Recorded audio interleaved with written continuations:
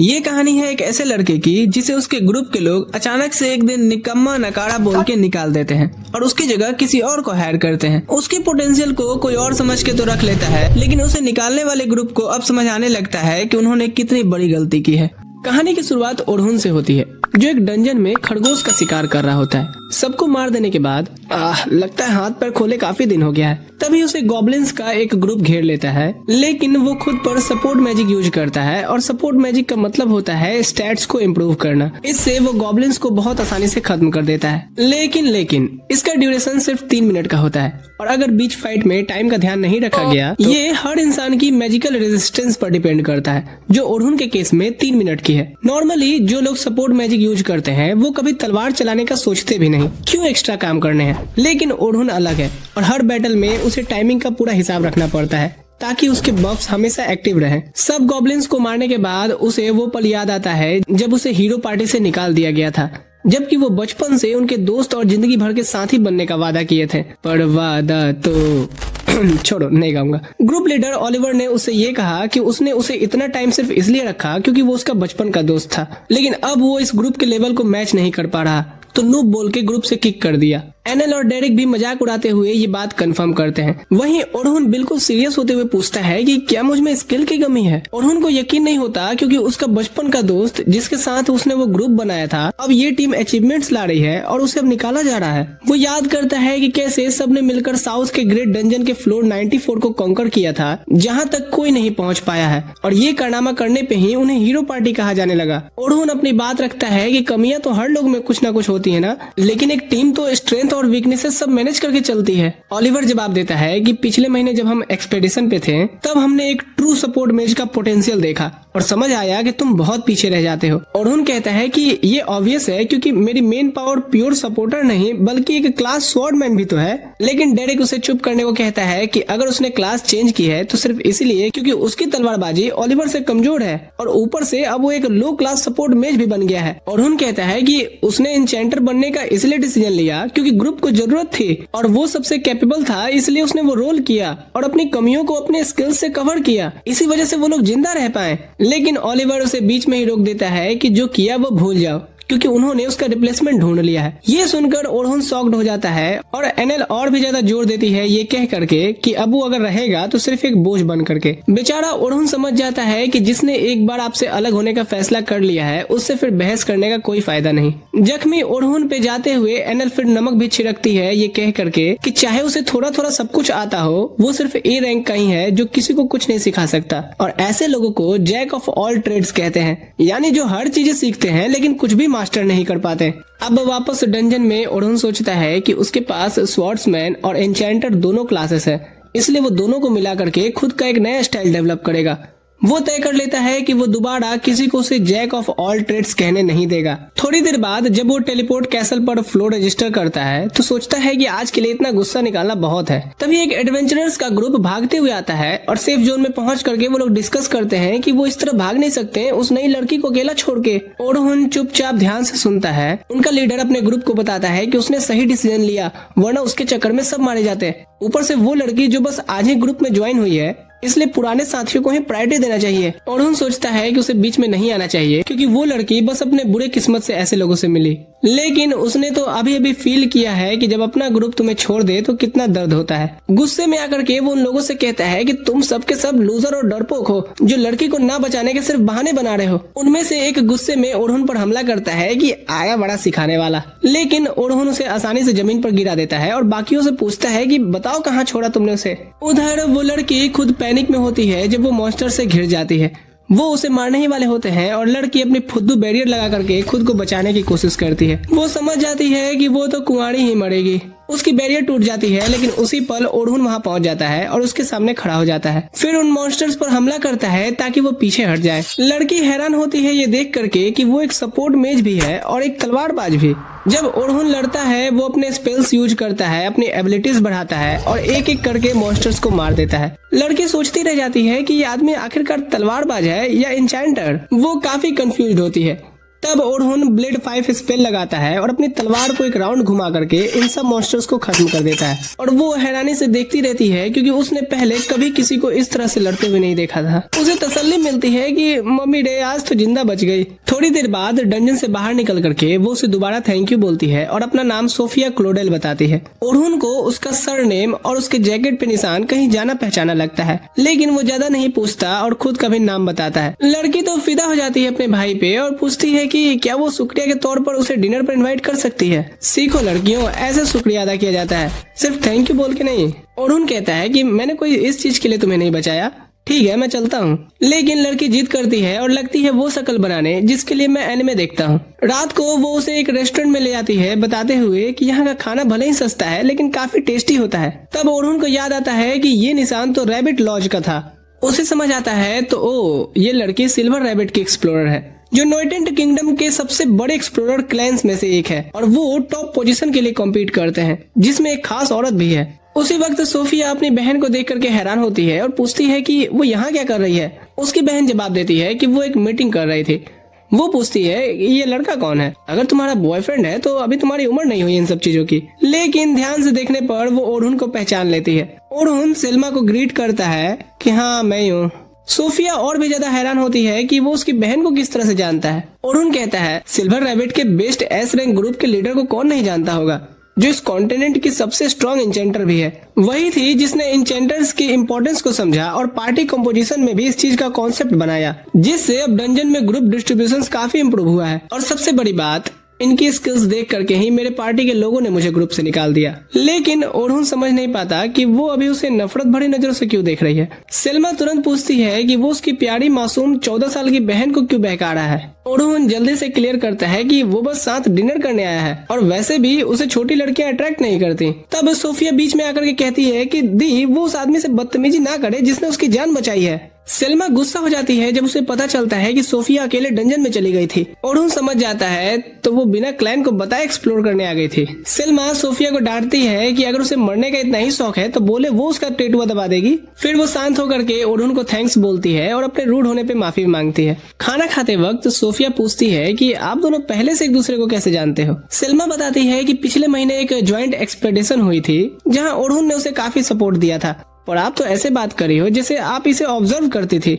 Selma हैरान होते हुए कहती है तो फेमस ओरहुन को नहीं जानती, ये एक पॉपुलर हीरो पार्टी का मेंबर है। इस चीज से सोफिया शॉक्ड हो जाती है, लेकिन ओरहुन कहता है हाँ ठीक है, इतनी भी इज्जत देने की जरूरत नहीं है, वैसे भी मैं अब उस ग्रुप का हिस्सा नहीं हूँ। सेल्मा हैरान हो पूछती है कि क्या उसने ग्रुप छोड़ दिया। ओरहुन ग्रुप की इमेज खराब ना हो इसलिए कहता है कि हाँ वो कल ही अलग हुए हैं, उन्होंने एक पावरफुल मेंबर खो दिया। ओरहुन बोलता है कि बस कुछ बातें हुई और हम दोनों का ही डिसीजन था। वो तुरंत पूछती है तो क्या वो फ्री है। ओरहुन सोचता है कि शायद वो उसे अपनी पार्टी में रिक्रूट करना चाहती है, इसलिए कहता है कि नहीं अब मैं कोई क्लैन या ग्रुप ज्वाइन नहीं करना चाहता। सेल्मा उसे बताती है कि वो गलत समझ रहा है, उसके पास उसके लिए एक परफेक्ट काम है। वो चाहती है कि ओरहुन उसके साथ एक एक्सप्लोरेशन में चले जो उसका क्लैन 2 दिन बाद करेगा। जाहिर सी बात है वो उसे पेमेंट देगी और तुम्हें भी ये एक फील्ड ट्रेनिंग की तरह महसूस होगा।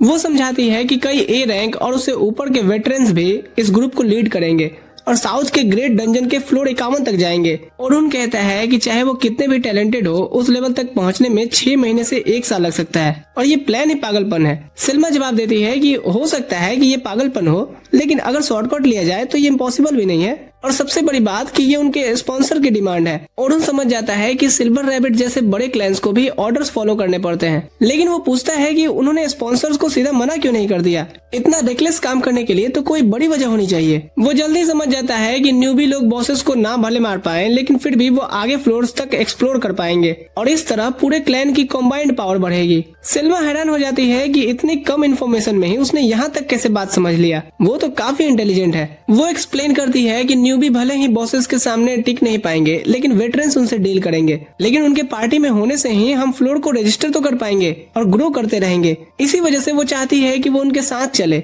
ओरहुन कहता है कि ये तो सिल्वर रैबिट्स के लिए काफी इंपॉर्टेंट प्लान लगता है, इसीलिए उसे समझ नहीं आता कि वो किसी आउटसाइडर को क्यों साथ ले जाना चाहती है। तब वो अचानक उसका हाथ पकड़ कहती है कि वो उसकी काफी रिस्पेक्ट करती है। ये सुनकर ओरहुन शॉक्ड हो जाता है और सोचता है कि वो किस बेस पर ये बात कह रही है, क्योंकि उसे तो हीरो ग्रुप से उसकी स्किल की कमी के चलते ही निकाल दिया गया था और पिछले महीने हुए ज्वाइंट एक्सपेडिशन में उसकी मैजिक सपोर्ट भी सेल्मा से कम ही थी।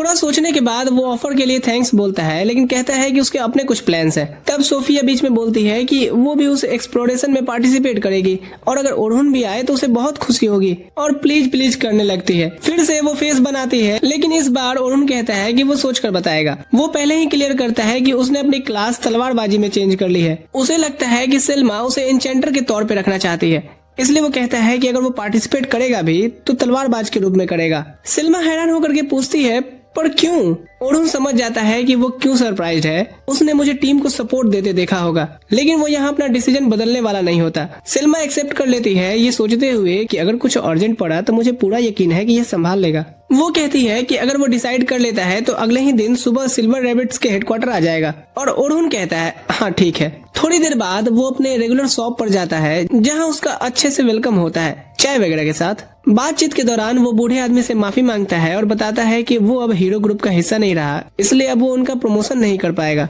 लेकिन बूढ़ा आदमी कहता है कि उसने जो इस शॉप के लिए किया इतना फ्री में, उसके लिए वो हमेशा उसका शुक्रगुजार रहेगा। वो उसे हौसला देते हैं कि जिन्होंने तुम्हें जाने दिया वो शायद तुम्हारी अहमियत नहीं समझते, क्योंकि वो उसे अच्छे से जानता है कि ओरहुन ने कितनी मेहनत की है। वो सियोरिटी से कहता है कि देखना, आगे चल के बहुत सारे लोग तुम्हारा शुक्रिया अदा करेंगे, क्योंकि बाहर बहुत से लोग हैं जिनको तुम्हारी जरूरत है। तुम बस अपने दिल की सुनो और काम करते रहो, मैं हमेशा तुम्हारे साथ रहूंगा। और ओरहुन उन्हें भारी मन से दादाजी कह करके थैंक्स बोलता है। अगले दिन सुबह सुबह वो सिल्वर रैबिट के हेडक्वार्टर्स पहुंच जाता है, जहाँ सेल्मा उसका वेलकम करती है और देख कहती है, कल से काफी बेटर लग रहे हो, ऐसा लग रहा है हीरो पार्टी छोड़ने का बोझ उतर गया है। ओरहुन शांत सा जवाब देता है, हाँ ऐसा ही है। वो सोफिया के साथ सिल्वर रैबिट क्लैन के हेड से मिलने जाता है, जिसका नाम विंस है। वो ओरहुन को उनके क्लैन बिल्डिंग में वेलकम करता है और अपना इंट्रोडक्शन देता है। ओरहुन रिप्लाई करता है कि उसके लिए इतना पावरफुल क्लैन सिल्वर रैबिट्स के लीडर से मिलना एक सम्मान की बात है। विंस मुस्कुराकर बोलता है कि अरे इसकी जरूरत नहीं है, तुम भी हमारे लेवल के ही हो। विंस बोलता है कि मुझे तुम्हारे अचीवमेंट्स का पूरा पता है और वो जानता है कि हीरोज पार्टी की सक्सेस का एक मेन रीजन वो ही था। अच्छा, ये फॉर्मेलिटीज साइड में रखते हैं और हमें अपना फोकस टास्क पर रखना चाहिए, जो कि ये टीचिंग एक्सपेडिशन है। विंस सेल्मा की तरफ मुड़ता है बताने के लिए और वो शुरू करती है ये बता करके कि वो डंजन के फर्स्ट फ्लोर से 51 फ्लोर तक सिर्फ 3 दिन में जाएंगे। डे 1 पर वो लेवल 21 पर रुकेंगे, सेकंड डे पर 36 और फाइनली थर्ड डे पर उनका एम 51 फ्लोर को कॉन्कर करने का है। ये सब एक्सप्लेन करते हुए उसे कल की कन्वर्सेशन याद आती है, जब उसने विंस को बताया था कि ओरहुन को हीरोज पार्टी से निकाल दिया गया है। विंस ने तुरंत बोला कि हीरोज पार्टी ने अपनी लाइफ की सबसे बड़ी गलती की है, क्योंकि ओरहुन के बिना जो सब कुछ परफेक्शन से मैनेज करता था, वो पहले जितने स्ट्रॉन्ग थे अब उतने नहीं रहेंगे। सेल्मा ने एग्री किया कि वही तो, उसकी सपोर्ट मैजिक ने उन्हें बहुत हाई लेवल तक पहुंचाया, जो उसकी हेल्प के बिना इम्पॉसिबल था। वो जानती है कि रॉ स्केल पर ओरहुन की सपोर्ट मैजिक कुछ एस रैंक सपोर्ट मैजिक जितनी स्ट्रॉन्ग तो नहीं है, लेकिन वो अपनी कास्टिंग स्पीड से कॉम्पेंसेट करता है, जो उसकी स्पीड से कम 4 गुना ज्यादा है। उसे फाइट याद आती है बोलते हुए कि वो अपने खुद की ओरिजिनल स्पेल्स भी यूज कर रहा है, और सबसे ज्यादा सिचुएशन को समझने और क्विक डिसीजन लेने की उसकी एबिलिटी तो कमाल की है। और अब उसके इक्वेशन से बाहर होने पर हीरोज पार्टी अपनी टॉप पोजीशन मेंटेन नहीं कर पाएगी, जिसका मतलब सिल्वर रैबिट्स इस मौके पे कंट्री के स्ट्रॉन्गेस्ट क्लैन बन सकती है। ये सब विंस को थोड़ा कंफ्यूज करता है, क्योंकि वो समझ नहीं पाता कि इतना टैलेंटेड इंचेंटर उनके साथ एक ज्वाइंट रेड के लिए क्यों एग्री करता है, जहाँ उसे कुछ ज्यादा मिलना नहीं है। सेल्मा कहती है कि अक्सर सपोर्ट मैजेस को वो फेम नहीं मिलता जो उन्हें मिलना चाहिए। हाँ, वो फेमस है, लेकिन सिर्फ इसलिए क्योंकि उसके मूव फ्लैशी थे, जबकि असल में कितने स्ट्रॉन्ग मेजेस तो अंधेरे में ही रह जाते हैं बिना अपनी कोई पहचान के। वो रियलिटी में वापस आती है जब ओरहुन कंफर्म करना चाहता है कि 10 रुकीज पार्टीज डंजन में जाएंगी और 5 स्कॉट्स होंगे, जिसमें सेल्मा और वो खुद भी शामिल है ना। रुकीज रोटेशन में सब मॉन्स्टर्स हैंडल करेंगे, लेकिन अगर कुछ आउट ऑफ ऑर्डिनरी होता है तो स्कॉट्स जंप इन करेंगे ताकि रुकीज सेफ रहे। उसे एक चीज कंफ्यूजिंग लगती है और वो पूछता है कि सिर्फ 5 स्कॉट क्यों? अगर आइडिया ये है कि रुकीज को सेफ एक्सपीरियंस देना है तो मल्टीपल ए रैंक्स पार्टी क्यों नहीं हायर करते हैं? सेल्मा रिप्लाई करती है कि वो इसलिए नहीं कर रहे हैं ताकि रुकीज डंजन का स्ट्रेस भी एक्सपीरियंस करें और अपनी एबिलिटीज को ओवर एस्टिमेट ना करें। ओरहुन उसकी एक्सप्लेनेशन पर बिल्कुल बिलीव नहीं करता, लेकिन जानता है कि वो अपने ट्रू मोटिव्स किसी आउटसाइडर को नहीं बताएंगे, जो अब किसी क्लैन में भी नहीं है। फिर भी ओरहुन क्वेस्ट एक्सेप्ट कर लेता है, क्योंकि उसके पास करने को अभी कुछ बेहतर नहीं है। विंस खुश लगता है और बोलता है कि उसे 2 गोल्ड कॉइन एडवांस में मिलेगा और टास्क कंप्लीट होने पर 10 और। ये उसे थोड़ा सरप्राइज करता है और वो पूछता है कि क्या ये ये ज्यादा नहीं है, क्योंकि ये तो ऑलमोस्ट पूरे 1 साल की कमाई है। सेल्मा कहती है कि वो उसे बहुत वैल्यू करते हैं और इसीलिए इंश्योर करना चाहते हैं कि उसे प्रॉपर कॉम्पेंसेशन मिले। ओरहुन उनका शुक्रिया करता है और प्रॉमिस करता है कि अगले सुबह मिलेंगे। अगले सुबह ओरहुन डंजन के एंट्रेंस पर पहुंचता है, जहां नए एडवेंचरर्स का ग्रुप अपनी जर्नी के लिए वेट कर रहा होता है। वो सोफिया और सेल्मा को तैयार देखता है और सोफिया के आउटफिट की तारीफ करता है, जो सेल्मा को अनॉय कर देता है और वो उसे फिर से याद दिलाती है कि सोफिया माइनर है। ओरहुन उसे बोलता है कि चिल करे, क्योंकि उसका नाम एप्स्टीन फाइल में नहीं है। सेल्मा पूछती है कि अभी वो कहाँ रह रहा है, क्योंकि पहले तो वो उनकी पार्टी के मेंशन में रहता था। ओरहुन कहता है कि अभी मैं बंजारों की तरह रह रहा हूँ, लेकिन जल्द ही प्रॉपर जगह ढूंढ लूंगा। फिर ओरहुन इधर उधर देखकर बोलता है कि लगता है सब लोग आ गए हैं, शायद एक्सपेडिशन शुरू करनी चाहिए। सेल्मा एग्री करती है और सोफिया को अपनी पार्टी ज्वाइन करने को बोलती है। फिर ओरहुन को दूसरे 3 रिक्रूट्स के पास ले जाती है। सेल्मा सबको ओरहुन से इंट्रोड्यूस करवाती है, बोलते हुए कि वो बहुत स्ट्रांग है, जिस पर वो पूरा भरोसा करती है। बाकी के 3 एस्कॉर्ट्स तुरंत उसका वेलकम करते हैं, अपना इंट्रोडक्शन देते हुए। नीले बालों वाला लड़का जिसका नाम एंट है बोलता है कि वो एक टैंक है, और पीले बालों वाला लड़का जिसका नाम बर्न है वो बोलता है कि वो भी एक टैंक है। आखिरी छोटे बालों वाली लड़की एक हीलर होती है जिसका नाम कैथी है। ओरहुन तुरंत रियलाइज करता है कि वो एक फ्रंट लाइन अटैकर है और सेल्मा एन्चेंटर, जो एस्कॉर्ट्स की पार्टी को काफी वेल राउंडेड बना देता है। लेकिन वो यहाँ सोचता है कि अगर उसने उनका ऑफर मना कर दिया होता तो फिर उनका क्या प्लान होता। उसे लगता है कि जरूर कुछ तो गोंडोगोल है, लेकिन फिलहाल वो आगे बढ़ने का सोचता है कि जो होगा देखा जाएगा। जल्द ही सेल्मा सारे रुकीज को एक जगह जमा करती है और उन्हें ओरहुन से इंट्रोड्यूस करती है, बोलते हुए कि उन्हें इस जर्नी के लिए एक बहुत ही स्ट्रॉन्ग हेल्पर मिल गया है, इसलिए किसी को भी डरने की जरूरत नहीं है। वो सबको बताती है कि ये पुरुष नहीं है, महापुरुष जो 94th फ्लोर तक जा चुका है, जो वो खुद भी अभी तक नहीं कर पाई है, और वो हीरोज पार्टी का भी हिस्सा रह चुका है, जिसे तुम सब इस देश के सबसे स्ट्रॉन्ग लोगों में से एक भी मान सकते हो। ये बात न्यूबीज को काफी हाइप कर देती है और वो तुरंत इस जर्नी को लेकर के ज्यादा कॉन्फिडेंट फील करने लगते हैं। लेकिन ओरहुन थोड़ा प्रेशर फील करता है, क्योंकि उसे पता है कि इतने सारे लोग बेसिकली अब उस पर डिपेंड कर रहे हैं। ये सब भांग धतूरा खत्म होने के बाद वो बाकी एस्कॉर्ट्स को बोलती है कि अपनी पार्टीज हैंडल करे, और ओरहुन को बताती है कि वो 10th पार्टी लीड करेगा, जो सबसे प्रोमिसिंग पार्टी मानी जा रही है। वो मानती है कि सही गाइडेंस के साथ वो लोग मिडिल लेवल डंजन्स को भी इजीली हैंडल कर सकते हैं। ये बात फिर से ओरहुन को कंफ्यूज करती है, क्योंकि वो सोचता है कि यहाँ की स्टार पार्टी उसे क्यों दी जा रही है, जबकि वो तो एक आउटसाइडर है। फिर भी वो 10th ग्रुप की तरफ बढ़ता है और देखता है कि सोफिया भी उसी ग्रुप में है। वो पूछता है कि क्या उनकी पार्टी में कोई लेट है, क्योंकि उसे सिर्फ 3 लोग ही दिख रहे हैं। तभी एक पीले बालों वाला लड़का जिसका नाम लोगन है बोलता है कि 3 दिख रहे हैं तो 3 ही होंगे ना। ये थोड़ा अनयूजुअल है, क्योंकि 3 लोगों की पार्टी काफी रेयर होती है। लेकिन लोगन बोलता है कि सिर्फ 3 लोग ही हैं, क्योंकि कोई भी उनका पेस मैच नहीं कर सकता। वो खुद को पार्टी का लीडर बताता है और क्लेम करता है कि वो एक एन्चेंटर है, जो सेल्मा से भी बेटर बनने वाला है। ओरहुन तुरंत समझ जाता है कि इस लड़के को अर्जुन कपूर वाली बीमारी है। हो अंडरवर्ल्ड में जिक्र आया राह के नाम का।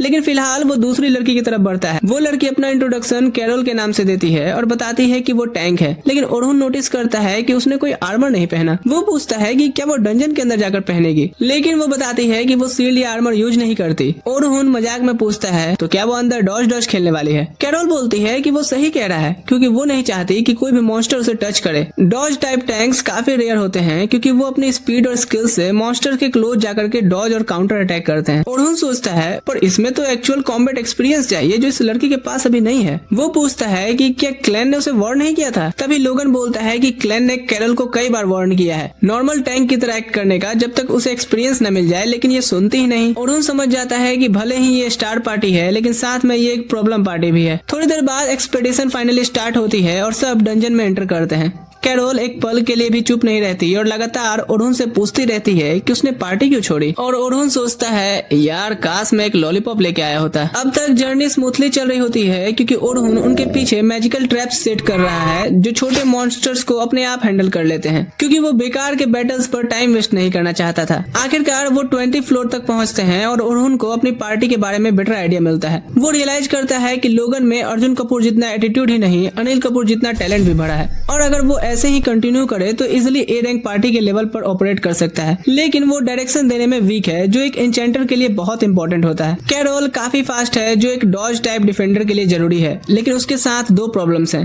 पहली, वो बिना सोचे समझे सीधा मॉन्स्टर पर रश कर देती है, जबकि उसका प्राइमरी रोल पार्टी को डिफेंड करना होना चाहिए। दूसरी प्रॉब्लम ये है कि वो अपने मेन वेपन के रूप में 2 छोटे डैगर यूज करती है, जो उसके स्टाइल पर फिट तो बैठते हैं, लेकिन जब सच में जरूरत होगी तो शायद वो इनफ पावर जनरेट नहीं कर पाएगी। और सोफिया रॉ टैलेंट के मामले में सबसे वीक है, लेकिन वो फिर भी दोनों रूकीज के ऊपर है और उसमें कोई मेजर फ्लॉ नहीं है, जो उसे ग्रुप का सबसे बैलेंस्ड मेंबर बनाता है। केव के एंड पर एस्कॉर्ट्स लेवल 20 फ्लोर बॉस को डिफीट कर देते हैं, जिसका मतलब है कि वो 21th फ्लोर की तरफ बढ़ सकते हैं, जो उनका पहले दिन का गोल था। अपनी आईडी कार्ड्स रजिस्टर करने के बाद वो लोग बाहर निकलते हैं ताकि रात में थोड़ा रेस्ट कर सकें और अगले दिन आगे बढ़ सकें। लेकिन जब ओरहुन अगले दिन उठता है तो वो तो बर्बाद हो जाता है। न्यूज़पेपर के फ्रंट पेज पर उसकी फोटो लगी होती है। हीरोज पार्टी ने ऑफिशियली डिक्लेयर किया था कि उन्होंने ओरहुन को निकाल दिया है और उसकी जगह एक नया एन्चेंटर हायर कर लिया है। ये बात तो उसे उससे भी ज्यादा जोर से लगती है जितना उसने सोचा था, लेकिन वो कुछ कर भी तो नहीं सकता, इसलिए वो डंजन पर सबसे मिलने के लिए बाहर निकलता है, सोचता हुआ कि रूकीज आज के हेडलाइन पढ़ने के बाद उसके साथ कैसा बिहेव करेंगे। रास्ते में उसे एक नीले बालों वाली लड़की रोक लेती है जो लूना होती है, उसके ही हीरोज पार्टी की हीलर। उसे याद आता है कि अपने लास्ट दिनों में भी जब बाकी सब उससे कोल्डली बिहेव कर रहे थे, लूना हमेशा मुस्कुराती रहती थी और मदद के लिए रेडी रहती थी। जिस दिन उसे निकाला गया था वो किसी काम से बाहर गई थी, वरना बाकी लोगों से वो जरूर लड़ जाती उसे बाहर निकालने पर। लूना तुरंत ओरहुन का हाथ पकड़ लेती है और उसे वापस आने के लिए रिक्वेस्ट करती है कि वो कोई ना कोई तरीका ढूंढ लेगी सभी को समझाने का कि उन्हें उसकी कितनी जरूरत है। वो उनका प्रॉमिस याद दिलाती है कि हमें ग्रेट डंजन को साथ में क्लियर करना है ना, लेकिन ये बात उसे और गुस्सा दिला देती है क्योंकि वो डिक्लेयर करता है कि वो प्रॉमिस तीनों ने मिलकर लिया था। ओलिवर भी उसमें शामिल था और वही इंसान है जिसने उसे हीरो पार्टी से निकाला। टूटे हुए दिल लेके वो मुड़कर लूना से कहता है कि वो कभी भी उस पार्टी में वापस नहीं आएगा और डंजन के एंट्रेंस की तरफ बढ़ जाता है। रास्ते में ओरहुन सोचता है कि कैसे उसे हीरोज पार्टी से निकाला गया था और आज के न्यूज़पेपर में वही क्लियरली मेंशन था, जिसका मतलब है कि नए रिक्रूट शायद कंफ्यूज होंगे कि अब उसके बारे में क्या सोचना चाहिए, खास करके अब तक जब सिल्मा ने उसे सभी से इतना बढ़ा चढ़ा के इंट्रोड्यूस करवाया था। वो जल्द ही डंजन के एंट्रेंस पर पहुंच जाता है जहां सारे रूकीज अंदर जाने के लिए खड़े होते हैं, लेकिन उनकी पूरी बॉडी लैंग्वेज बदली हुई लग रही थी और ओरहुन सोचता है कि सभी को आज ही का न्यूज़पेपर पढ़ना था। न्यूबीज आपस में बात कर रहे होते हैं कि ओरहुन अब हीरोज पार्टी में नहीं है। लोगन सोचता है अगर ओरहुन खुद अपनी मर्जी से पार्टी छोड़ता तो अलग बात होती, लेकिन पेपर में तो लिखा था कि उसे कमजोर होने की वजह से निकाल दिया गया है। ओरहुन रूकीज को ग्रीट करने की कोशिश करता है, लेकिन उसे कुछ खास रिस्पॉन्स नहीं मिलता। उसे रियलाइज होता है कि अब चीजें कल जैसी नहीं रही, वो सबके नजरों में एक लूजर दिख रहा है। तभी सिल्मा एंड बर्न और कैथी के साथ आती है और तुरंत ओरहुन से माफी मांगती है, क्योंकि वही थी जिसने रूकीज को रिलैक्स रखने के लिए उनसे बताया था कि वो हीरोज पार्टी का हिस्सा रह चुका है। ओरहुन तुरंत कहता है कि इसमें उसकी कोई गलती नहीं है और उसे तो हमेशा की तरह सर उठा करके पार्टी को डंजन में लीड करना चाहिए, जबकि वो वही करेगा जो उसका काम है, सपोर्ट देना। एंड बर्न और कैथी भी बोलते हैं कि ओरहुन और हीरो पार्टी के बीच जो भी इशू है उसे हमें कोई फर्क नहीं पड़ता, क्योंकि सच तो यह है कि ओरहुन दुनिया के उन चंद लोगों में से एक है जो 94th फ्लोर तक गए हैं और जिंदा वापस आए हैं। ये बात ओरहुन को थोड़ा अंदर से कॉन्फिडेंस देती है और वो अपनी पार्टी की तरफ बढ़ता है, जहाँ सोफिया और कैरोल उसे एज यूजुअल दिल से गुड मॉर्निंग बोलती हैं। लेकिन लोगन थोड़ा हेजिटेट लगता है और समझ नहीं पा रहा था कि अब ओरहुन से कैसे बिहेव करे। ओरहुन खुद ही आइस ब्रेक करने का फैसला करता है और उनसे पूछता है कि क्या सबने न्यूज़पेपर देखा। सोफिया और कैरोल बोलती हैं कि हाँ देखा, लेकिन आज कुछ पढ़ने लायक नहीं था। लोगन बोलता है कि हाँ वो भी गोदी मीडिया से दूर ही रहता है, क्योंकि उसमें सच सुनने की हिम्मत है जो वो कभी नहीं दिखाते। तभी वो ओरहुन से पूछता है वैसे क्या न्यूज़पेपर में जो लिखा था वो सच था। ओरहुन जवाब देता है कि टेक्निकली न्यूज़पेपर सच ही कह रहा है, क्योंकि उसे पार्टी से निकाल दिया गया था इस वजह से कि वो कमजोर था मेरे बाकी मेंबर्स के हिसाब से। वो उनसे माफी मांगता है कि उसे उन्हें ये बात पहले बता देनी चाहिए कि वो उतना भी बड़ा हीरो नहीं है जितना वो लोग एक्सपेक्ट कर रहे हैं। सोफिया और बर्दाश्त नहीं कर पाती और बोल पड़ती है कि अब बस करो, तुम झूठ बोल रहे हो, क्योंकि उसने अपनी आंखों से देखा है कि ओरहुन ने एक बड़े मॉन्स्टर को अकेला ही डिफीट कर दिया था बिना एफर्ट के। ओरहुन उसका शुक्रिया अदा करता है उस पर भरोसा करने के लिए और बाकी पार्टी से कहता है कि भले ही वो हीरो पार्टी का हिस्सा नहीं है, फिर भी वो इतना कैपेबल तो है कि उन्हें 51 फ्लोर तक इजीली पहुंचा सकता है और वो लोग उस पे इतना भरोसा तो कर सकते हैं। लड़कियां उसके बाद से सेटिस्फाइड लगती हैं, लेकिन लोगन डिसअपॉइंटमेंट फील करने लगता है जैसे कि उसे धोखा मिला हो। थोड़ी देर बाद वो लोग डंजन में एंटर करते हैं और आज उन्हें 21 फ्लोर से 35 फ्लोर तक जाना है, लेकिन अभी भी उसे उन्हें कोई ऑर्डर्स या गाइडेंस देने की इजाजत नहीं है और बस पीछे रह करके ऑब्जर्व करना है। सिर्फ तब जंप करना है जब चीजें हाथ से बाहर होने लगे। उनकी जर्नी स्मूथली चलती रहती है। कैरोल 24 फ्लोर के सारे मॉन्स्टर्स को अपनी ट्विन डैगर से और अपने क्लोज और पर्सनल फाइटिंग स्टाइल की मदद से हैंडल करती है, जबकि सोफिया 30th फ्लोर पर आते ही बड़े मॉन्स्टर्स को डील करती है, जिससे ओरहुन भी सरप्राइज हो जाता है और सोचता है कि शायद उसने सोफिया को थोड़ा अंडर एस्टिमेट किया था। जल्द ही वो 31th फ्लोर पर पहुंचते हैं जो मिडिल फ्लोर है और इसका मतलब है कि अब रूकीज अननोन टेरिटरी में हैं और उन्हें अपने गाइड्स की एडवाइस और मदद की जरूरत है। इस बार ओरहुन लीड लेता है और अपनी पार्टी से आगे चलने लगता है। इंश्योर करता है कि इस फ्लोर पर कोई अनयूजुअल चीज छुपी ना हो। जब अचानक उसे आगे गॉब्लिन्स की प्रेजेंस महसूस होती है, वो अपनी पार्टीज को फाइट के लिए रेडी होने को कहता है। वो ये भी रियलाइज करता है कि एक स्ट्रे ऑर्क भी इस एरिया में भटक कर आ गया है, जो फाइट को थोड़ा ट्रिकी बना देता है। लेकिन क्योंकि उसके रुकीज का बैच काफी अच्छा फाइट करता है, उसे इस बैटल में हार का कोई डर नहीं होता। वो तुरंत कैरोल को गॉब्लिन्स पर अटैक करने को कहता है, जबकि सोफिया को कहता है कि वो अपने लॉन्ग रेंज मैजिकल स्पेल्स की मदद से ऑर्क को डील करे। दोनों उसके इंस्ट्रक्शंस फॉलो करते हैं। कैरोल तुरंत अटैक मोड में चली जाती है और गॉब्लिन्स से टकराने लगती है, जबकि सोफिया ऑर्क को टेक ऑन करने के लिए रेडी होती है। ओरहुन फिर लोगन की तरफ मुड़कर उसे सपोर्ट मैजिक यूज करने को कहता है, लेकिन सेंटेंस कंप्लीट करने से पहले ही लोगन मैजिकल सर्कल्स बना देता है और कैरोल पर एजिलिटी स्पेल्स कास्ट करने लगता है ताकि उसे गॉब्लिन्स के अगेंस्ट एडवांटेज मिल सके। लोगन अभी भी फुली कन्विंस नहीं है कि ओरहुन जैसा इंसान उसे गाइड करे, क्योंकि उसे लगता है कि ओरहुन की एडवाइस इतनी सिंपल है जैसे पीटी क्लास में बोलते हैं ना, अटेंशन। अचानक चीजें थोड़ी ट्रिकी हो जाती हैं जब वो ऑर्क सोफिया से गोल गोल रोटी बनाने आता है या नहीं ये पूछता है, और वो पैनिक करने लगती है, अपने अटैक्स भूल जाती है। ये सबके लिए डिजास्टर हो सकता है क्योंकि लोगन भी अपने स्पेल्स में बिजी है और कैरोल पर फोकस कर रहा है। वो बेचारी नजर से ओरहुन को देखता है, सोचता हुआ कि ये कैसा गाइड है, सोफिया की जगह उस मॉन्स्टर से बोलता क्यों नहीं है कि वो रोटी मेकर यूज करती है। ओरहुन एक मैजिकल साइन बना रहा होता है जो ऑर्क की स्पीड को काफी कम कर देता है। वो सोफिया के पास जाता है और उसे कहता है कि अपना टाइम लो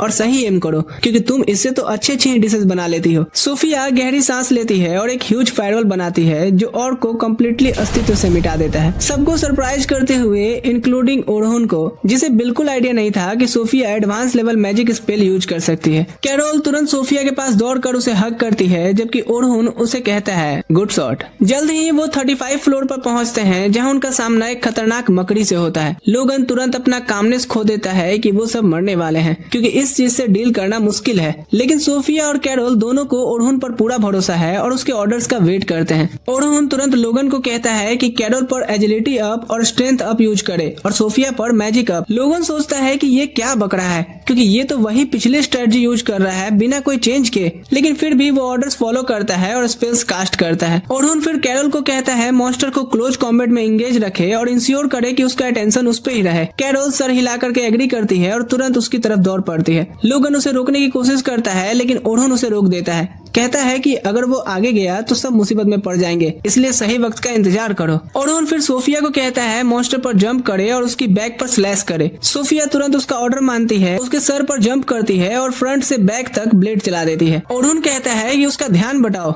लेकिन देख के ये भिखमंगिया जहरीला भी है, इसलिए हर अटैक को डॉज करना होगा बिना फेल हुए। स्पाइडर अपनी नुकीली लेग से कैरोल को स्टैब करने की कोशिश करता है, लेकिन वो एक के बाद एक अटैक्स डॉज करती रहती है और कुछ अटैक्स को रोकती भी है। ओरहुन लोगन से कहता है स्पेल्स अपना कंटिन्यू रखे, क्योंकि कैरोल की लाइफ इस वक्त उसके हाथ में ही है। फिर वो सोफिया की तरफ मुड़कर कहता है मॉन्स्टर को पिन डाउन करो। सोफिया तुरंत समझ जाती है और अपनी एरो कटर एबिलिटी यूज करके उसकी लेग्स तोड़कर उसे जमीन पर गिरा देती है। कैरोल सेलिब्रेट करने लगती है, लेकिन ओरहुन उसे सावधान रहने को कहता है क्योंकि बैटल अभी खत्म नहीं हुई है। एडवाइस थोड़ा लेट आता है और वो स्पाइडर अपने वेब से कैरोल को पकड़ लेता है और उसे अपनी तरफ खींचने लगता है। ओरहुन तुरंत लोगन को कहता है कैरोल को स्ट्रेंथ अप और स्पीड अप देने को। अर्जुन कपूर बिना और आर्गुमेंट के स्पेल यूज करता है, लेकिन कैरोल पैनिक करने लगती है क्योंकि वो वेब से खुद को फ्री नहीं कर पा रही थी। वो ओरहुन से मदद की भीख मांगती है। ओरहुन यहाँ सोफिया को कहता है अपना रॉक एरो रेडी करे और उसके नाइफ्स पर शार्पनेस इनहेंस्ड स्पेल यूज करता है, जो उसे वो बूस्ट देता है जो उसे मॉन्स्टर की पकड़ से फ्री होने के लिए चाहिए था।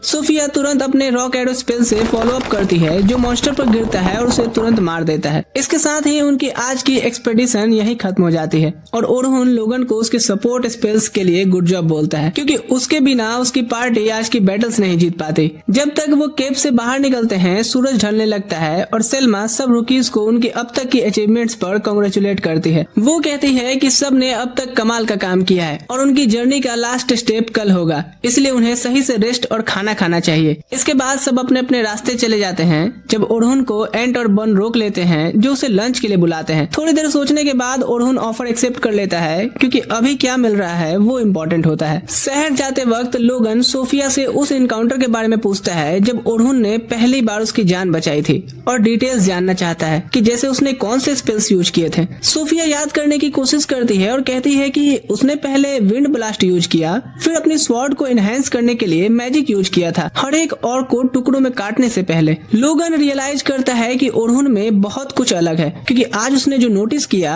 ओरहुन ने कैजुअली एक स्पेल यूज किया था जो सोफिया की तरह बड़े ऑर्क्स की एजिलिटी कम कर रहा था। ऐसे मैजिक स्पेल्स को डीबफ कहते हैं और ये करना बहुत मुश्किल होता है। सबसे टैलेंटेड मेजेस जैसे सेल्मा खुद भी मुश्किल से एक डीबफ कुछ दिन में एक बार कर पाती है, वो भी काफी प्रिपरेशन के साथ। इसके अलावा ओरहुन एक परफेक्ट स्पेल कास्टर की तरह एक्ट कर रहा था और जानता था टीम फाइट में स्पेल का कौन सा एस्पेक्ट कब यूज करना है। उसे पता था एग्जैक्ट टाइमिंग, कब एनहेंसमेंट खत्म होंगे, और उसने एनिमी के मूवमेंट्स प्रिडिक्ट करने के लिए प्रिमिटिव स्पेल्स भी यूज किए। इससे लोगन को रियलाइज होता है कि उसने ओरहुन को बिल्कुल गलत समझा था और वो सिर्फ नॉर्मल मेज नहीं बल्कि एक एक्चुअल जीनियस है। शहर में ओरहुन बर्न और एंड के साथ एक रेस्टोरेंट में रुकता है। वो उससे कहते हैं कि जो चाहे ऑर्डर करे क्योंकि बिल उनका होगा। फिर वो उससे उसके एक्चुअल रोल के बारे में पूछते हैं, क्योंकि वो हीरोज पार्टी में एन्चेंटर था लेकिन अब खुद को स्वॉर्ड्समैन कहता है। ओरहुन रिप्लाई करता है कि वो हमेशा से स्वॉर्ड्समैन था, जब से उसने अपने ग्रैंडफादर को एक ह्यूज बीस्ट को मारते देखा था जो गांव में आ गया।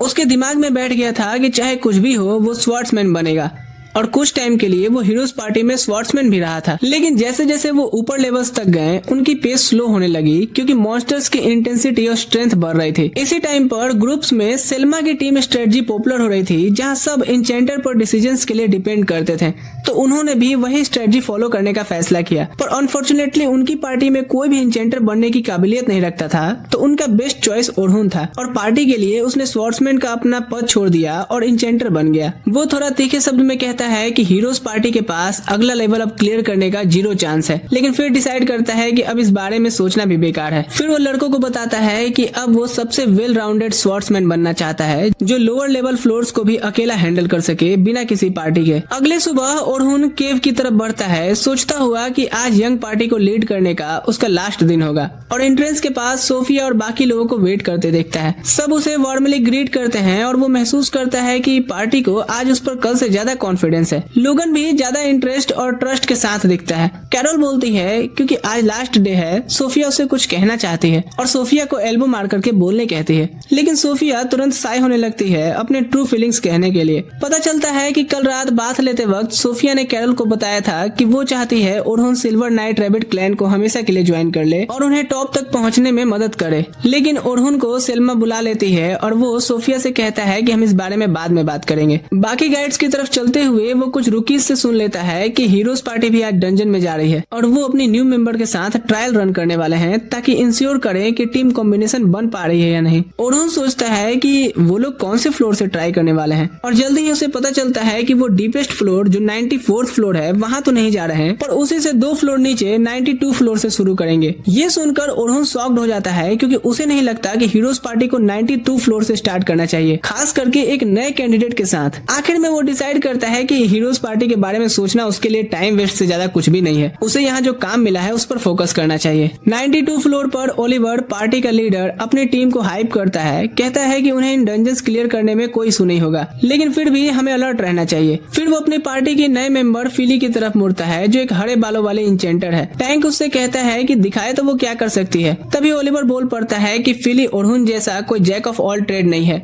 इसलिए उन्हें कोई प्रॉब्लम नहीं होगी। ओलिवर फिर लूना की तरफ देखता है, जो अब तक शांत होती है, क्योंकि वो कभी नहीं चाहती थी कि ओरहुन जाए। लेकिन ओलिवर घमंडी को लगता है कि ये डंजन क्लियर करने के बाद लूना को भी मानना ही पड़ेगा कि उनका डिसीजन सही था और ओरहुन ही प्रॉब्लम था। सीन शिफ्ट होता है पास्ट में, जहां पता चलता है कि लूना प्लान का हिस्सा ही नहीं थी, जो ओलिवर और बाकी लोगों ने ओरहुन को गैंग से किक करने के लिए बनाया था। उसे तो शाम को पता चला जब ओलिवर फिली को पार्टी में आने पर कांग्रेचुलेट कर रहा था और उसके ऑनर में वेलकम पार्टी दे रहा था। एनी और डेरिक दोनों ओरहुन का मजाक उड़ा रहे थे, कहते हुए कि अब जब उसके पास एक रियल एन्चेंटर है, उसकी तरह कोई जैक ऑफ ऑल ट्रेड नहीं, तो डंजन कंप्लीट कर लेंगे आसानी से और 100 फ्लोर तक तो पहुंच ही जाएंगे। एनी ने फिली से ये भी कहा कि उनके पास काफी पैसा है, लेकिन ओरहुन स्पेंडिंग में इतना केयरफुल रहता है कि वो कभी पर्सनल नीड्स के लिए भी कुछ नहीं खरीदता। फिली थोड़ा अनकंफर्टेबल होकर पूछती है कि पार्टी फंड सिर्फ पार्टी के लिए तो नहीं होते और पर्सनल यूज के लिए तो बिल्कुल भी नहीं। लेकिन एनी उसकी बात हवा में उड़ा देती है और कहती है कि उनके पास अंधा पैसा है और पैसे का क्या ही फायदा अगर उसे खर्च करना ही ना आए तो। बीच में ओलिवर बोल पड़ता है और कहता है कि अब ओरुन की बातें करना बंद करनी चाहिए। जैसे ही वो फिली के ऑनर में चीयर्स करते हैं, लूना सांस फूले हुए रूम में आती है और ओलिवर से कहती है कि उसे उससे कुछ बात करनी है। अचानक वो फिली को नोटिस करती है जिसे वो जानती भी नहीं और ओलिवर से पूछती है कि क्या वो प्राइवेट में बात कर सकते हैं। ओलिवर कहता है कि यहीं सबके सामने बात करो। लूना के पास चॉइस नहीं होती और वो कहती है कि उसे अभी भी पता चला है कि ओरुन सिल्वर नाइट रैबिट्स के साथ रेड पर जा रहा है और पूछती है कि ये कैसे पॉसिबल है। डेरिक और एनी ये सुन कंफ्यूज हो जाते हैं। एनी पूछती है कि कैसे वो 3 दिन में नाइट सिल्वर रैबिट्स ज्वाइन कर सकता है जब उन्होंने उसे बताया तो था कि वो इतना कमजोर है। डेरिक कहता है कि वो अभी भी अपना एस रैंक बैच वेव कर रहा होगा जो उसे इस पार्टी की वजह से मिला था और इसी तरह से उसे जॉब मिला होगा। लूना कंफ्यूज होकर के पूछती है कि तुम सब ये क्या बकवास कर रहे हो, वो तो हमारी पार्टी का मेंबर है ना। ओलिवर उसे शांत रहने को कहता है और सुनने को बोलता है, लेकिन ओलिवर के बोलने से पहले ही एनी बीच में घुस करके लूना को बताती है कि वो jack of all trade member है नहीं था। 3 दिन पहले ही उसने पार्टी छोड़ दिया है। ओरुन के पार्टी छोड़ने की खबर उसे हैरान कर देती है। वो पूछती है, क्या ओरुन ने हम पर भरोसा करना छोड़ दिया? तब डेरिक अपना बड़ा मुंह खोलता है और कहता है कि बात उल्टा है, ओरुन ने पार्टी नहीं छोड़ी, हमने उसे फोर्सफुली किक किया है। लूना शॉक्ड होकर के अब ओलिवर की तरफ मुड़ती है और पूछती है कि क्या ये सच है। ओलिवर कामली रिप्लाई करता है कि यही सच है और फिली को इंट्रोड्यूस करने की कोशिश करता है, लेकिन लूना तुरंत उसे रोक कहती है ओरुन की जगह कोई भी नहीं ले सकता। इससे डेरिक इरिटेट होकर उसे चुप रहने को कहता है क्योंकि वो नया मेंबर यहीं खड़ी है। ओलिवर डेरिक को शांत करता है और लूना को रीजन देने की कोशिश करता है। कहता है कि ओरुन अब उनकी पार्टी के लिए काफी नहीं था और हमें सिर्फ नीचे ही ले जाता। लूना कहती है कि वो बिल्कुल एग्री नहीं करती क्योंकि ओरुन ही पार्टी का कोर है और वो मेन रीजन था जिस वजह से वो इतना आगे तक आए। और ओलिवर से कहती है कि उसके बिना वो आगे नहीं बढ़ सकते, देख लेना। तब एनी बोल पड़ती है कि सिर्फ वही ऐसा सोचती है कि ओरुन स्पेशल था और वैसे भी अब कुछ नहीं हो सकता क्योंकि डिसीजन हो चुका है और ओरुन को किक किया जा चुका है। ओलिवर लूना से कहता है कि अब उन्हें आगे के प्लान्स पर बात करनी चाहिए और कहता है क्योंकि ये पहली बार होगा जब सब फिली के साथ काम करेंगे। वो 92 फ्लोर से स्टार्ट करेंगे और फिर धीरे धीरे 94 फ्लोर तक अपना रास्ता बनाएंगे। लूना सीधा प्लान रिजेक्ट कर देती है, कहती है कि मैं तुम लोगों के जैसे फोकट का मरने का शौक नहीं रखती। डेरिक हंस पड़ता है कि इसमें मरने का शौक जैसा क्या है, हम तो 92 फ्लोर से स्टार्ट कर रहे हैं जबकि हम तो पहले ही 94 फ्लोर तक पहुंच चुके हैं। लूना जवाब देती है कि चाहे फिली भले ही एक हाईली स्किल्ड इंचेंटर ही क्यों ना हो, उन्हें पहले लोअर फ्लोर से काम शुरू करना चाहिए और फिर शायद ऊपर के फ्लोर्स पर जाना चाहिए। डेरिक फिर से अपनी मोटी बुद्धि के साथ कहता है कि जब वो ऑलरेडी फ्लोर 93 क्लियर कर चुके हैं तो फिर नीचे से क्यों स्टार्ट करें। लूना कहती है कि वो पागल है अगर ऐसा सोच रहा है तो, क्योंकि 92 फ्लोर पर ब्लैक ड्रैगन है और पिछली बार मुश्किल से ही उसे पार निकल पाए थे। एनी हंसकर कहती है कि वो तब की बात थी जब उनकी टीम में एक कमजोर इंचेंटर हुआ करता था और इस बार ब्लैक ड्रैगन से लड़ना मजेदार होगा। ओलिवर कहता है कि वो सिर्फ देखने जा रहे हैं कि वो कितना अच्छा साथ में काम कर रहे हैं और कुछ नहीं, इसलिए उन्हें ब्लैक ड्रैगन से लड़ने की जरूरत भी नहीं पड़ेगी। लूना फिर से आर्ग्यू करने की कोशिश करती है लेकिन ओलिवर उसे कट कर देता है, कहता है कि डिसीजन ऑलरेडी हो चुका है और अब चेंज नहीं हो सकता। प्रेजेंट में हीरो पार्टी 92 फ्लोर के मैमोथ के सामने आ जाती है जिसे पिछली बार काफी आसानी से हरा दिया गया था, लेकिन इस बार उन्हें थोड़ी दिक्कत हो रही होती है। ओलिवर मैमोथ पर दौड़ता है और अपनी तलवार से वार करता है, लेकिन मैमोथ अटैक ब्लॉक कर देता है और ओलिवर को कवर के पीछे धकेल देता है। तभी डेरिक काउंटर अटैक के लिए रेडी हो जाता है। कवर के पीछे जाते ही ओलिवर का बफ खत्म हो जाता है और उसे महसूस होता है कि हर बार जब बफ खत्म होते हैं तो उसका शरीर बहुत भारी लगने लगता है। वो मुड़कर फिली से पूछता है कि उनके बफ्स इतनी जल्दी जल्दी कम क्यों हो रहे हैं। फिली कहती है कि उसने अभी तक उन्हें फिगर नहीं किया है कि वो सब कैसे साथ में लड़ते हैं, इसलिए पावर्स डिस्ट्रीब्यूट करने में थोड़ी दिक्कत आ रही है, लेकिन आगे बेटर हो जाएगा। ये ओलिवर को थोड़ा सरप्राइज करता है क्योंकि उसे याद आता है कि कैसे ओरुन ने डंजन में पहले ही दिन कुछ घंटों में ही उन सब के बारे में सब समझ लिया था। अचानक मैमोथ डेरिक पर एनर्जी ब्लास्ट करता है। डेरिक ब्लॉक करने की कोशिश करता है लेकिन फिसल जाता है और बीम एनी की तरफ रिडायरेक्ट हो जाती है जो डेरिक को इडियट कह करके चिल्लाती है। डेरिक खुद भी सोचता है कि उसके ब्लॉक्स इतने इफिशिएंट क्यों नहीं है, ये तो ब्लॉक होना चाहिए था ना कि रिफ्लेक्ट। एनी फाइट में कूदती है और मॉन्स्टर पर फायर ब्लास्ट चलाती है, लेकिन वो मैमोथ को बस हल्का सा टच करते हैं जो ओलिवर को कंफ्यूज करता है और वो एनी पर चिल्ला करके कहता है कि तुम सब खाना खा के नहीं आए हो क्या। लेकिन एनी कहती है कि वो वही कर रही है जो यूजुअली करती है, लेकिन किसी वजह से उसके अटैक्स कमजोर लग रहे हैं। ओलिवर फिली से कहता है कि एनी का मैजिक डैमेज फिर से बूस्ट करे और वो उसकी बात मान लेती है, लेकिन इस बार भी जब एनी फायर ब्लास्ट चलाती है, मैमोथ पर स्क्रैच तक नहीं पड़ता। बदले में मैमोथ फिर से पावर ब्लास्ट करता है और लगभग एनी को हिट कर देता है, जो मुश्किल से एक पत्थर के पीछे छुप पाती है। ओलिवर स्टन्ड रह जाता है क्योंकि फिली का मैजिक ओरहुन से ज्यादा स्ट्रॉन्ग होना चाहिए, लेकिन फिर भी वो इस मॉन्स्टर के सामने पिट रहे हैं जिसे पिछली बार आसानी से हरा दिए थे। एक और पावर बीम उसकी तरफ आती है और वो मुश्किल से डॉज करता है। जब अगला बीम डायरेक्ट ब्लॉक करता है, ओलिवर एनी से कहता है मॉन्स्टर को फ्लैंक करो,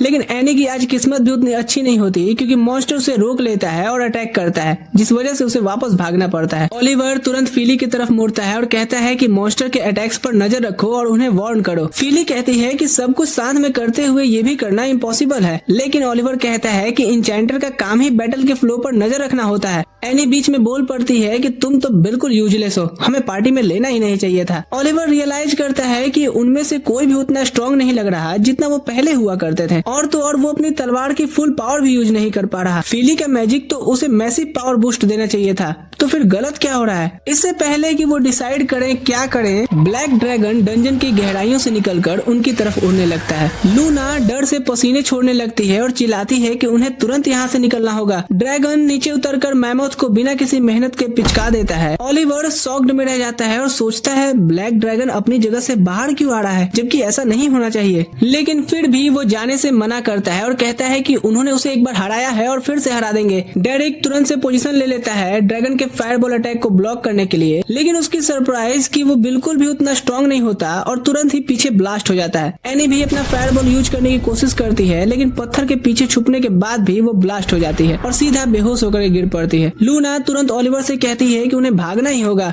लेकिन ओलिवर बस फिली से कहता है कि उसे बफ करो और फिर अपना स्ट्रॉन्गेस्ट अटैक चार्ज करता है। वो उस ड्रैगन के फायरबॉल के अगेंस्ट लड़ता है और साथ ही अटैक करता है, पर मुश्किल से खुद को संभालते हुए शॉक वेव से पीछे उड़ जाता है। वो घुटनों पर गिर जाता है, कंफ्यूज्ड और डरा हुआ, समझ नहीं पाता कि क्या करे। तभी लूना जल्दी से उसे संभालती है और कहती है कि उनके पास इमरजेंसी टेलीपोर्ट क्रिस्टल है, उसका यूज करना होगा वरना सब यही मारे जाएंगे। फिली कहती है कि इमरजेंसी टेलीपोर्ट उन्हें सीधा किसी लोअर रैंक बॉस के रूम में भेज देगा और उन्हें उससे लड़ना पड़ेगा, लेकिन लूना कहती है कि अब इससे लड़ने से तो अच्छा ही होगा ना। ओलिवर एग्री करता है और अपनी टीम को पकड़कर पोर्टल खोलता है भागने के लिए, लेकिन जैसे ही वो अंदर कदम रखने वाले होते हैं, ड्रैगन डाइव मार करके अटैक करता है, उन्हें पीछे धकेल देता है और सभी को सदमे में डाल करके खुद ही पोर्टल के अंदर घुस गया था और टेलीपोर्ट हो जाता है। डेरिक पहले सोचता है कि शायद ये ठीक ही हुआ, लेकिन लूना कहती है ठीक नहीं हुआ, ये सबसे बुरा जो हो सकता है वो हुआ। अब कोई भी लो रैंक एडवेंचरर पार्टी ड्रैगन के हाथों मारी जा सकती है। वो कहती है कि उन्हें तुरंत गिल्ड वापस जाकर के डंजन में मौजूद सभी लोगों को फोर्सफुली टेलीपोर्ट करवाना होगा। ओलिवर एग्री करता है और वो लोग बाहर की तरफ दौड़ पड़ते हैं। यहाँ लूना बताती है कि अब उन्हें पता चला कि उन्हें इतना कमजोरी क्यों महसूस हो रही थी,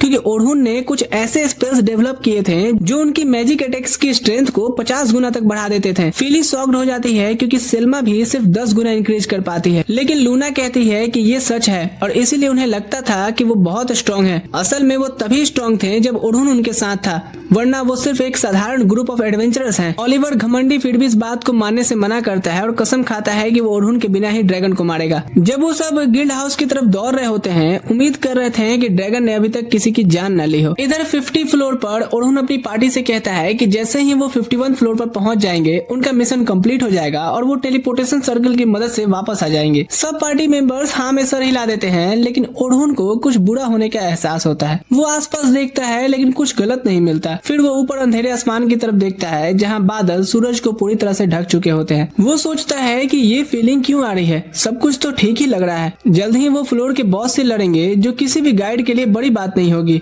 और फिर सब मिशन कंप्लीट करके घर लौट जाएंगे। तो फिर उसे ये अजीब सी वार्निंग वाली फीलिंग क्यों आ रही है कि कुछ बहुत गलत हो चुका है और उन्हें तुरंत निकल जाना चाहिए। कैरोल की आवाज उसके ख्यालों को तोड़ देती है जब वो पूछती है कि इस बार उन्हें किस तरह के मॉन्स्टर से लड़ना होगा। ओरहुन उसकी आंखों में एक्साइटमेंट देख करके कहता है, तुम टैंक हो जिसका मेन काम अपने टीममेट्स को प्रोटेक्ट करना है। तुम एनिमीज पर दौड़कर सबको अकेले मारने की उम्मीद नहीं कर सकती। कैरोल एग्री नहीं करती और कहती है कि अगर वो खुद सबको डील कर सकती है तो टेक्निकली वो अपने टीममेट्स का काम ही तो आसान कर रही है। फिर वो एडवाइस मांगने लगती है कि कैसे और बेटर लड़ सकती हूँ बताओ। ओरहुन दबी हुई सांस छोड़ता है और कहता है कि उसे टीम के साथ काम करना सीखना चाहिए, ना कि सब कुछ अकेले करने की कोशिश। जितनी जल्दी वो ये सीखेगी उतना ही फ्यूचर में उसके लिए अच्छा होगा और प्रोग्रेस करने का एक ही तरीका होगा अपने टीममेट्स पर रिलाई करना। कैरोल को ये बोरिंग लगता है, लेकिन लोगन उसे कहता है कि ध्यान दो और इतनी अच्छी एडवाइस के लिए थैंकफुल रहो। वो कहता है कि ग्रेट एडवेंचरर एल्बर्ट ने भी कहा था कि team work is dream work. ओरहुन छोटे एटीट्यूडी की तरफ मुड़कर पूछता है कि क्या वो सिल्वर नाइट क्लैन वाले एल्बर्ट की बात कर रहा है। लोगन एक्साइटेड हो जाता है ये जान करके कि कोई और भी पढ़ने का शौक रखता है। ओरहुन कहता है कि शायद सब लोग ग्रेट एल्बर्ट को जानते हैं क्योंकि वो नाइट स्काई रैबिट्स का अनडिस्प्यूटेड स्ट्रॉन्गेस्ट मेंबर था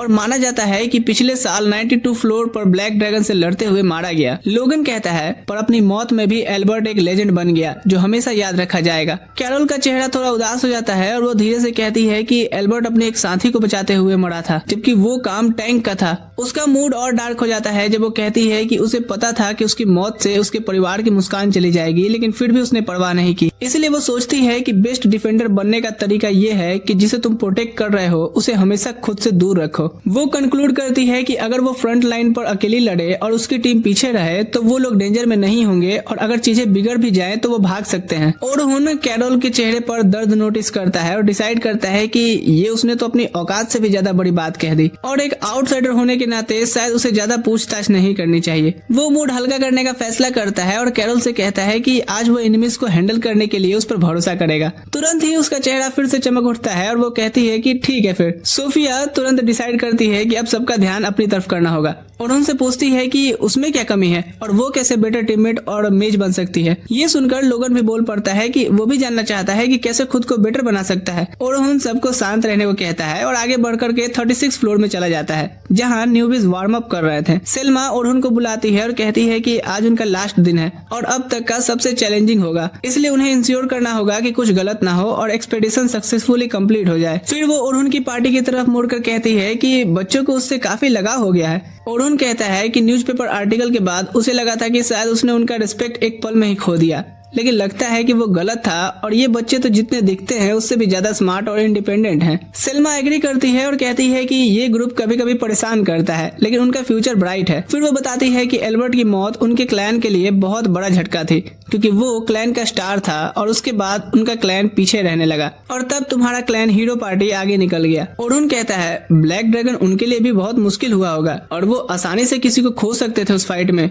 जो उनकी पार्टी को तबाह कर देता। सेल्मा कहती है कि एल्बर्ट के चले जाने से जो खाली जगह बनी थी वो अब तक नहीं भरी जा सकी है और सीधा पूछ लेती है कि क्या ओरहुन उनकी पार्टी ज्वाइन करना चाहेगा। ओरहुन कहता है कि ये एक सम्मान की बात है लेकिन एक पार्टी को 2 इंचेंटर्स की जरूरत नहीं होती, खास करके जब उनमें से एक एशिया की बेस्ट सॉर्सरर हो। सेल्मा ब्लश करती है लेकिन कहती है वो इंचेंटर के रूप में नहीं बल्कि स्वॉर्ड्समैन के रूप में उसे ज्वाइन करने को पूछ रही है। ये सुनकर ओरहुन थोड़ा सरप्राइज हो जाता है लेकिन सेल्मा कहती है कि आज वो उसे ऑब्जर्व करेगी और देखेगी कि स्वॉर्ड्समैन के रूप में उसकी स्किल्स कैसी हैं। थोड़ी देर बाद सब अपने अपने ग्रुप्स में स्प्लिट हो जाते हैं और ओरहुन अपने तीनों न्यूबीज के साथ रह जाता है जिनको उसे मॉनिटर करना है। कैरोल पूछती है कि वो इतना स्प्लिट क्यों हो रहे हैं क्योंकि उसे इन केव्स के लैबिरिंथ में खो जाना पसंद नहीं। ओरहुन हंसता है और कहता है कि ये उनके लिए अच्छा एक्सरसाइज है क्योंकि कई बार पार्टी को मल्टीपल पासवेज चेक करने के लिए स्प्लिट होना पड़ता है और बॉस रूम तक पहुंचने का रास्ता भी ढूंढना पड़ता है। इसलिए नाइट स्काई रैबिट्स जैसे बड़े क्लैंस को एडवांटेज मिलता है क्योंकि वो पूरे केव सिस्टम को जल्दी चेक कर सकते हैं। लोगन कहता है कि तुम तो सबसे डीपेस्ट फ्लोर तक गए हो इसलिए यहाँ कोई प्रॉब्लम नहीं होगी। सेल्मा और कैरोल उसे घेर कर पूछने लगती हैं कि डीपर लेवल पर डंजन कैसा दिखता है और वहाँ कैसे मॉन्स्टर्स मिलते हैं। ओरहुन कहता है कि डीप फ्लोर्स लगभग 72 लेवल से शुरू होते हैं और वहाँ का इकोसिस्टम बदलकर रफ स्नोई माउंटेन बन जाता है जहाँ टाइम टाइम पर बर्फीले तूफान उठते रहते हैं और आइस लिजार्ड्स अंधेरे में छुपकर बैठे रहते हैं जो तुम्हारे सो जाने का इंतजार करेंगे। फिर ओरहुन कहता है कि अभी के टास्क पर फोकस करो क्योंकि वो नहीं चाहता कि वो लोग इस वक्त डर जाएं। वो डंजन के अंदर आगे बढ़ते हैं। पूरा केव खाली लग रहा होता है जो उसे बहुत अजीब फील देता है और लोगन कहता है कि इस फ्लोर पर उन्होंने अब तक एक भी मॉन्स्टर नहीं देखा,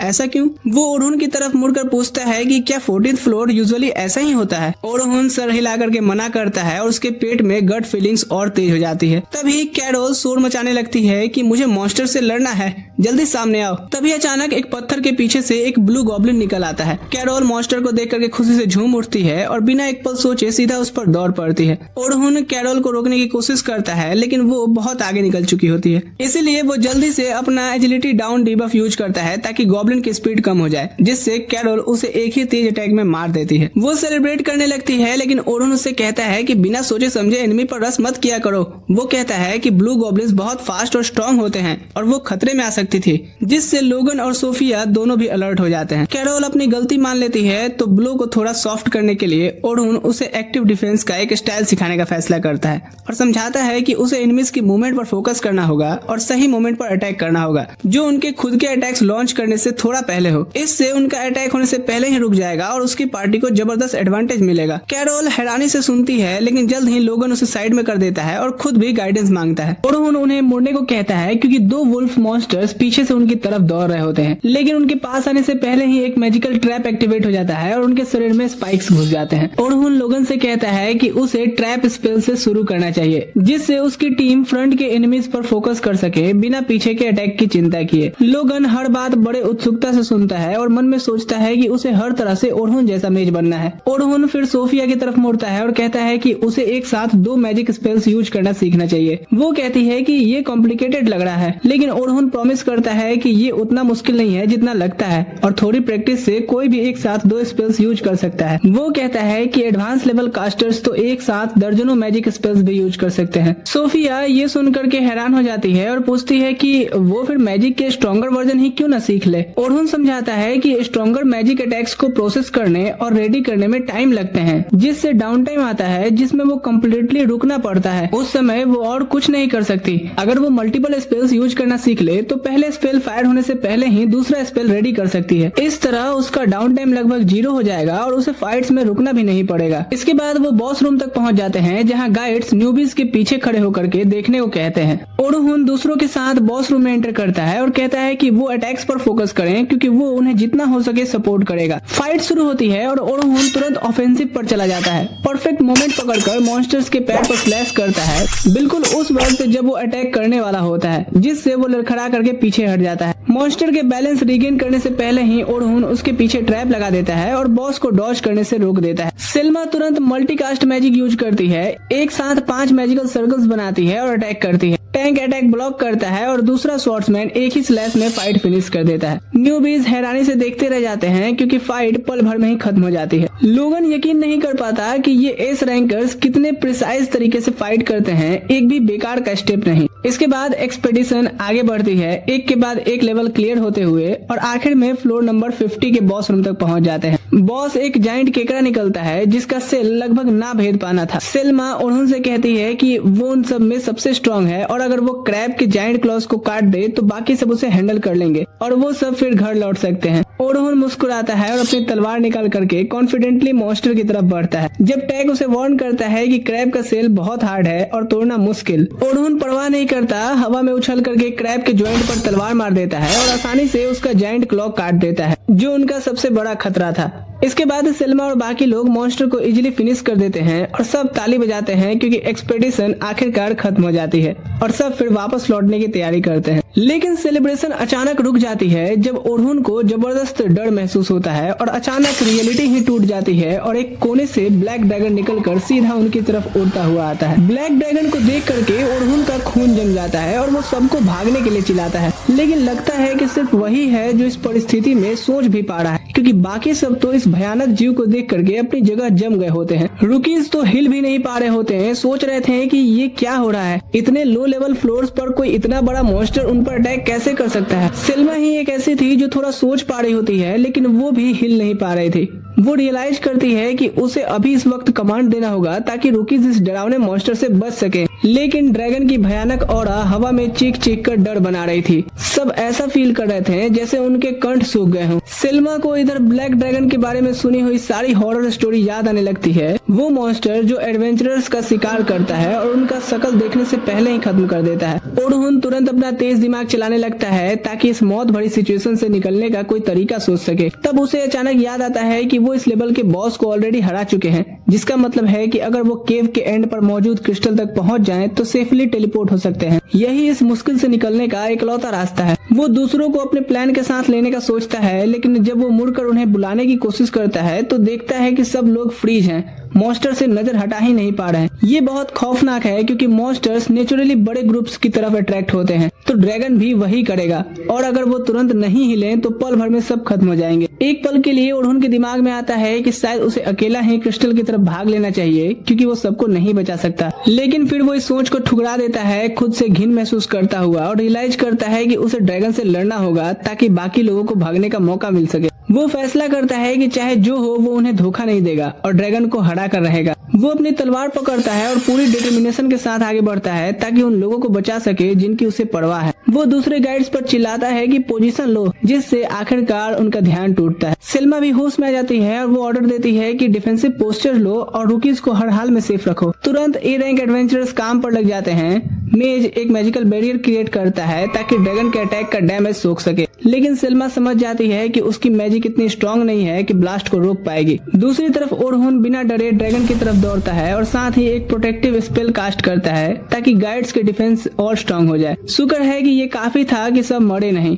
लेकिन सब हिल चुके होते हैं, जानते हुए कि अगर ओरहुन ना होता तो इंस्टेंट अभी राख बन जाते। ओरहुन ड्रैगन के अटैक को डॉज करता है और अपनी सारी टेक्निक यूज करता है, लेकिन ड्रैगन उसे चार्ज करने का कोई मौका ही नहीं दे रहा था। वो जल्दी ही एक छोटा डैगर निकालकर उसकी आंख की तरफ फेंकता है। ड्रैगन तुरंत अपनी आंख बंद कर लेता है ताकि अंधा ना हो जाए, लेकिन ये सब ओरहुन के प्लान का ही हिस्सा था। वो उस एक पल का फायदा उठा करके ड्रैगन पर छलांग लगाता है और एक ही वार में उसका सर काटने की कोशिश करता है। उसकी तलवार का स्लैश इतना पावरफुल ब्लास्ट क्रिएट करता है कि पूरा केव धूल और धुएं से भर जाता है। गाइड्स को लगता है कि शायद ड्रैगन हरा दिया गया, लेकिन ओरहुन जानता है कि ये इतना आसान नहीं है। धूल हटने पर ड्रैगन फिर से खड़ा होता है, गुस्से में चीखता हुआ, लेकिन बिल्कुल भी जख्मी नहीं। ओरहुन गाइड्स को ऑर्डर देता है कि रुकीज को हर तरफ से कवर करो और किसी भी हाल में उन्हें चोट न लगे। जब वो ड्रैगन को डिस्ट्रैक्ट करता है, सेल्मा सिचुएशन को लेकर के अनश्योर लगती है, लेकिन ओरहुन मुस्कुरा करके कहता है, अरे फिक्र मत करो, उसके पास प्लान है। वो रुकीज को कहता है हिम्मत बनाए रखो और फिर ड्रैगन की तरफ लॉन्च हो जाता है। ड्रैगन तुरंत अपनी फायरी ब्रीथ चार्ज करता है और ओरहुन पर अटैक करता है। वो हर अटैक को डॉज करता हुआ मॉन्स्टर के इर्द गिर्द दौड़ता है, उसे डिस्ट्रैक्ट करने की पूरी कोशिश करता है। सेल्मा और बाकी सब ओरहुन की स्किल्स और ब्रेवरी देख करके हैरान रह जाते हैं, क्योंकि वो अकेला ही ड्रैगन का सामना कर रहा है। सेल्मा खुद से सवाल करती है कि क्या ओरहुन को उस भयानक बीस्ट के खिलाफ अकेला छोड़ देना सही है, वही बीस्ट जिसने महान हीरो एल्बर्ट को मारा था। उसे एहसास होता है कि उसे ओरहुन की बहुत परवाह है और अगर उसके साथ कुछ हो गया तो वो खुद को कभी माफ नहीं कर पाएगी, लेकिन ओरहुन पूरी तरह जोन में होता है,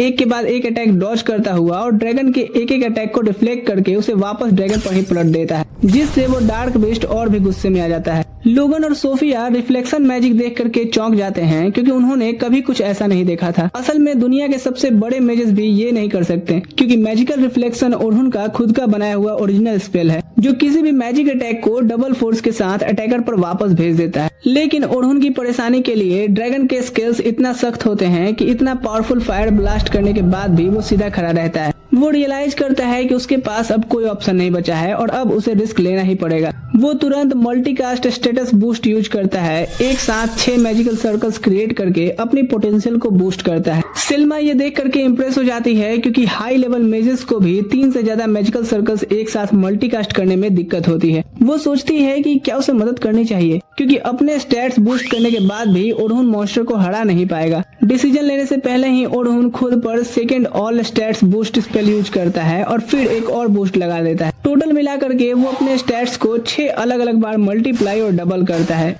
जिससे गाइड्स बिल्कुल स्पीचलेस रह जाते हैं, क्योंकि ये किसी के लिए भी करना नामुमकिन माना जाता है। ओरहुन सुपर साइयन की तरह ग्लो करने लगता है, उसके बॉडी के इर्द गिर्द बिजली चमक रही होती है। ड्रैगन शायद ड्रैगन बॉल नहीं देखता, इसलिए ओरहुन पर पूंछ से हमला करता है, लेकिन ओरहुन गायब हो जाता है और इतनी तेजी से लेज पर लटकता हुआ दिखता है कि सेल्मा को लगता है जैसे वो टेलीपोर्ट हो गया हो। सेल्मा यहाँ रियलाइज करती है ओरहुन की असली पोटेंशियल, जो हिस्ट्री के किसी भी सपोर्ट में से आगे निकल चुका है और मैजिक को देखने का नजरिया ही बदल रहा है। एक के बाद एक ओरिजिनल स्पेल्स यूज करते हुए ओरहुन जमीन पर उतरता है, लेकिन उसकी नाक से खून निकलने लगता है। वो जानता है कि उसने अपने स्टैट्स को ह्यूमन लिमिट से आगे बढ़ा दिया है, लेकिन उसका बॉडी अभी भी इंसान का ही है और ये प्रेशर झेल नहीं सकता। ऊपर से उसका माना बहुत तेजी से खत्म हो रहा है क्योंकि वो एक साथ 32 स्पेल यूज कर रहा है, जिसका बोझ कोई भी कास्टर ज्यादा देर तक झेल नहीं सकता। उसे पता है जीतने का एक ही तरीका है, फुल पावर लगा करके इस फाइट को जल्दी ही खत्म करना। वो ड्रैगन की तरफ दौड़ता है, उसके अटैक्स को डॉज करता हुआ और ऊपर से अटैक करने के लिए छलांग लगाता है। ड्रैगन समझ जाता है और तुरंत अपनी टेल से उसे नीचे पटकने की कोशिश करता है, लेकिन ओरहुन एक माना ब्लॉक क्रिएट करता है जिसके ऊपर खड़ा हो जाता है और ड्रैगन का अटैक मिस हो जाता है। लोगन शॉक्ड में है और सोचता है कि क्या ये भी उसका ओरिजिनल स्पेल है। ओरहुन अपना एक और special spell magic convergence use करता है जो इन्वायरमेंट से माना खींच करके एक छोटी जगह पर फोकस कर देता है। ओलिवर के पास भी ये एबिलिटी है, लेकिन वो उसे सिर्फ ऑफेंसिव तरीके से यूज करता है और डिफेंस हमेशा ओरहुन पर छोड़ देता था। ओरहुन फिर से ड्रैगन पर झपटता है और अपनी तलवार की शार्पनेस इनहेंस करता है,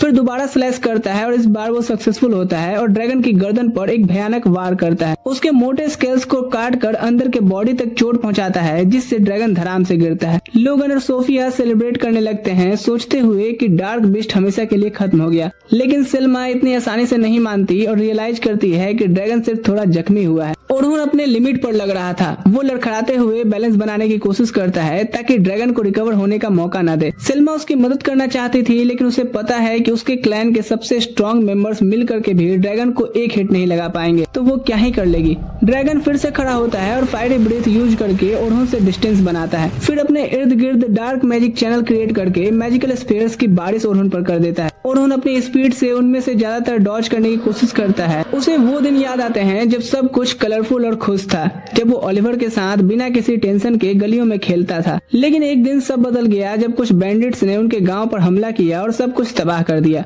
वो बेबस थे, सिर्फ रोते हुए देख सकते थे, बाकी दुनिया उनके आसपास जल रही थी। अगली सुबह उन्होंने जितने लोग मिल सके उन्हें दफन किया और दोनों ने कसम खाई कि हर एक दिन थोड़ा स्ट्रांग बनेंगे, इतने स्ट्रांग कि अपने प्यारे लोगों को प्रोटेक्ट कर सके ताकि कोई फिर कभी भी उनसे कुछ न छीन सके। ओरहुन अपनी यादों से हिम्मत लेता है और धूल में से निकल करके सीधा ड्रैगन की तरफ बढ़ता है, पक्की मौत के सामने भी हार ना मानते हुए। ड्रैगन अपना सबसे पावरफुल अटैक चार्ज करता है जिसने इतने एडवेंचरस को मारा है कि उसे मौत का सौदागर बना दिया। ओरहुन रेडी होता है, जैसे ही ड्रैगन मैजिकल स्फीयर छोड़ता है वो उसके बीच से बाल बाल बच करके निकलता है, फिर डिस्ट्रैक्शन के लिए फायरबॉल मैजिक छोड़ता है और ड्रैगन का सर काटने की कोशिश करता है। लेकिन उसके लिए सबसे बड़ा शॉक ये होता है कि उसका स्वॉर्ड स्ट्राइक फेल हो जाता है क्योंकि ड्रैगन का स्केल एक शील्ड की तरह सख्त हो जाते हैं। वो तुरंत पीछे हट जाता है और ज्यादातर मैजिक स्फीयर्स डॉज कर लेता है, फिर अपने सामने एक वॉल क्रिएट करता है ताकि खुद को प्रोटेक्ट कर सके। ड्रैगन अपना पैटर्न बदलता है और एक और स्फीयर को मोड़ करके पीछे से अटैक करता है जो शायद किसी और को मार देता, लेकिन ओरहुन अपने गॉड लाइक रिफ्लेक्सेस से स्फीयर को रिफ्लेक्ट कर देता है और अपनी जान बचा लेता है। वो सोचता है कि पहले उसके पास एक टीम थी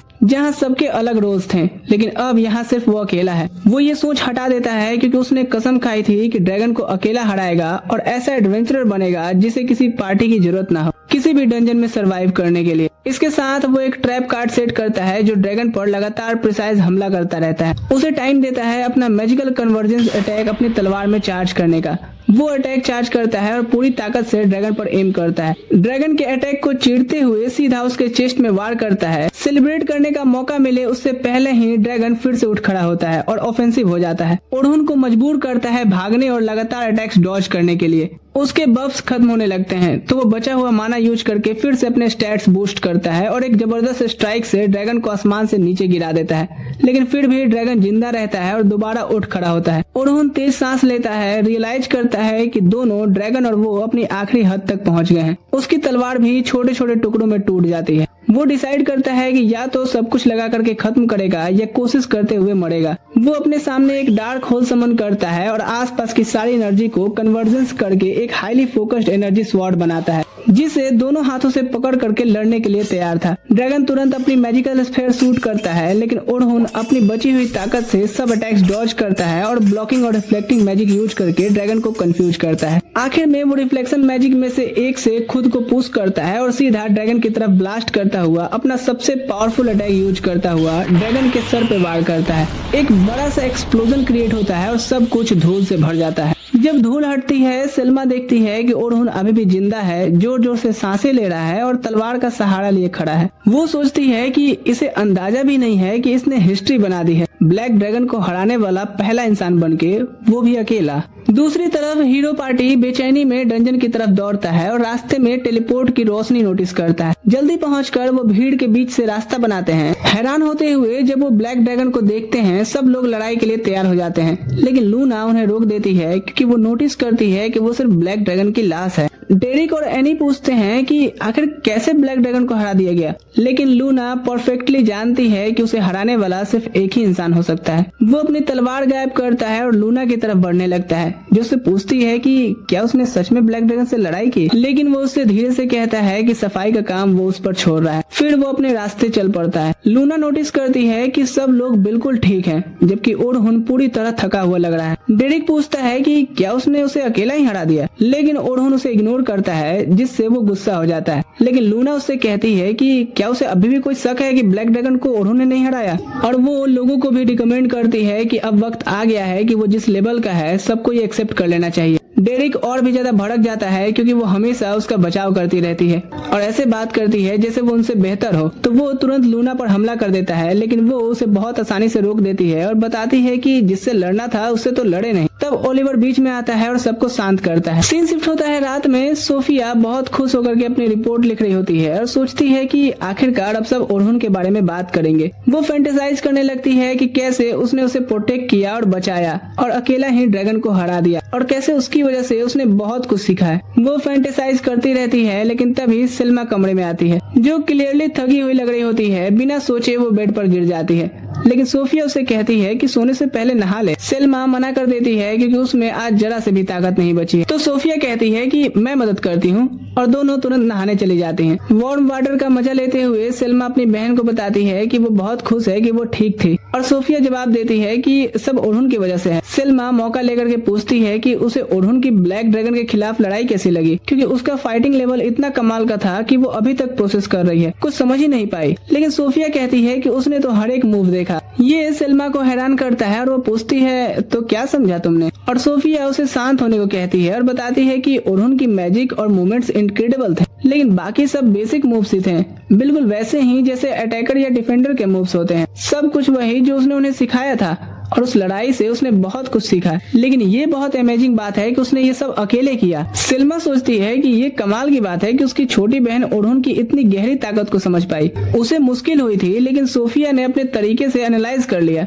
वो बताती है कि वो एक इनक्रेडिबल इंसान है, जबकि वो खुद उतनी अच्छी नहीं है। लेकिन सोफिया उसे रोक देती है और कहती है कि ये सच नहीं है, क्योंकि वो भी इनक्रेडिबल है, जिसे वो सबसे ज्यादा रेस्पेक्ट करती है और उस जैसी बनना चाहती है, और उससे कहती है कि वो खुद पर ज्यादा प्रेशर न डाले। अगली सुबह देखते हैं कि ओरहुन अपनी बॉडी को लिमिट तक ले जाने की वजह से दर्द में था। उस लड़ाई में उसने पेन रिलीफ बफ यूज किए थे ताकि मूव कर सके, और उठते ही महसूस करता है कि ये मिरेकल है कि इतनी एब्सर्ड लेवल की मैजिक यूज करने के बाद भी उस पर कोई परमानेंट असर नहीं हुआ। तब वो विंडो से झांकता है और सिल्मा को नोटिस करता है। सीन चेंज होता है और दोनों मिलते हैं। वो इस अचानक मीटिंग के लिए माफी मांगती है और बिना हिचकिचाहट के उठकर उसके सामने झुक जाती है। ओरहुन हैरान होकर कहता है कि वो ऐसा ना करे, क्योंकि उसका रैंक इतना हाई है कि उसे उसके सामने झुकना नहीं चाहिए। लेकिन सिल्मा कहती है कि रैंक मैटर नहीं करता, वो उसके हर काम के लिए बहुत शुक्रगुजार है। उसने उसकी और सब रूकीज की जान बचाई और उसके पास शुक्रिया के लिए शब्द नहीं है। इसके अलावा वो बताती है कि वो एक और वजह से आई है और पूछती है कि क्या उसके साथ सिल्वर रैबिट्स के हेडक्वार्टर चल सकता है,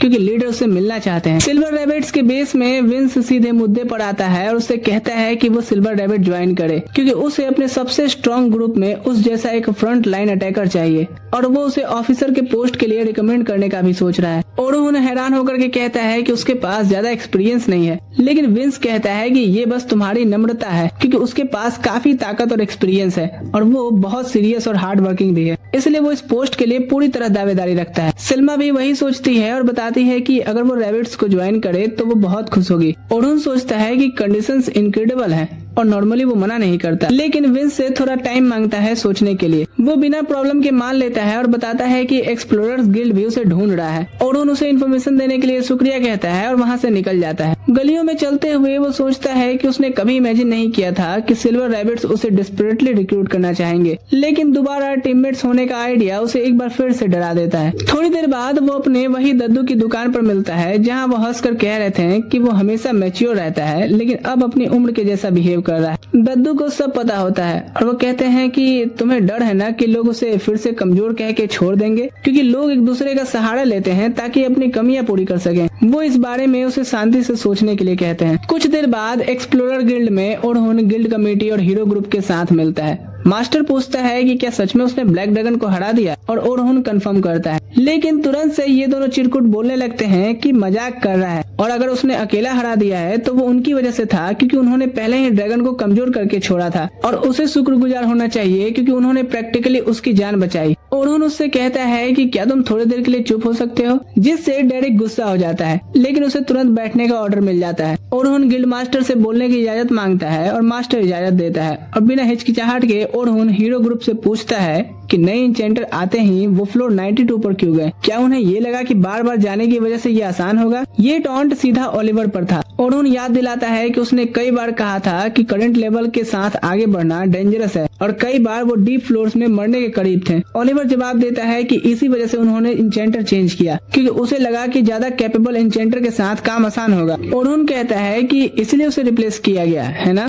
लेकिन कहता है कि उसे गुस्सा इस बात पर है कि वो इंचेंटर्स को अंडर एस्टिमेट कर रहे हैं। ओलिवर कहता है कि वो अंडर एस्टिमेट नहीं करता, वो जानता है कि वो इम्पोर्टेंट है और इसीलिए उसे निकाला।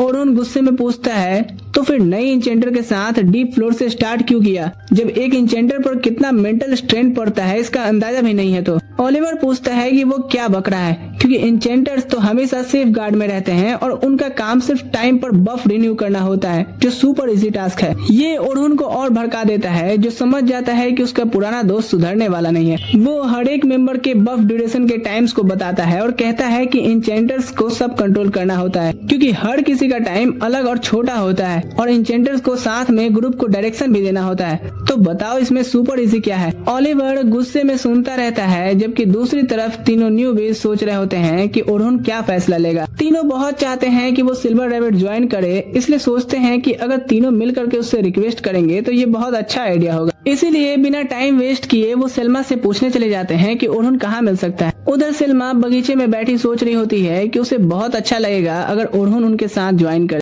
लेकिन उसे यकीन नहीं है कि वो दोबारा टीममेट्स रखना चाहेगा या नहीं। और वैसे भी वो बिल्कुल अलग लेवल पर है और अकेला ही सब संभाल सकता है, क्योंकि उस पर तो उसकी सपोर्ट मैजिक भी काम नहीं करती। उसके ख्याल छोटे बच्चे तोड़ देते हैं, जो पूछते हैं कि ओरहुन कहाँ मिलेगा, क्योंकि वो उसे सिल्वर रैबिट ज्वाइन करने के लिए कहना चाहते हैं। सेल्मा बताती है कि वो भी चाहती है कि वो ज्वाइन करे, लेकिन उसकी ताकत के सामने उनकी लेवल्स के लोग सिर्फ बोझ बनेंगे। बच्चे कहते हैं कि उन्हें पता है, लेकिन फिर भी वो चाहते हैं कि ओरहुन ज्वाइन करे, क्योंकि जब भी वो उनके साथ होते हैं तो बहुत कुछ सीखते हैं और स्ट्रांग बनते हैं। और चाहे अभी वो उसके लेवल पर ना हो और सिर्फ बोझ ही क्यों ना हो, वो स्ट्रांग बनना चाहते हैं ताकि एक दिन वो उन्हें अपने साथी के रूप में एक्सेप्ट कर ले। उनकी बातों से सेल्मा की आंखें खुल जाती हैं। वो समझ जाती है कि वो भी ओरहुन से बहुत कुछ सीख सकती है और उसके साथ कंधे से कंधा मिला करके लड़ने के लिए स्ट्रांग भी हो सकती है। अब थोड़ी शांत होकर के वो बताती है कि ओरहुन एक्सप्लोरर गिल्ड में है। वो बिना टाइम वेस्ट किए दौड़ पड़ते हैं। उधर ओरहुन एक्सप्लोरर गिल्ड से निकलता है और हीरो पार्टी के लिए दुख जताता है, क्योंकि अब उन्हें डंजन के जबरदस्ती बंद होने की सजा पर बात करनी होगी। गलियों में चलते हुए वो बच्चों को देख लेता है और किसी वजह से उनसे बचकर निकल जाता है। बच्चे हार मानने वाले नहीं थे तो चेस शुरू कर देते हैं,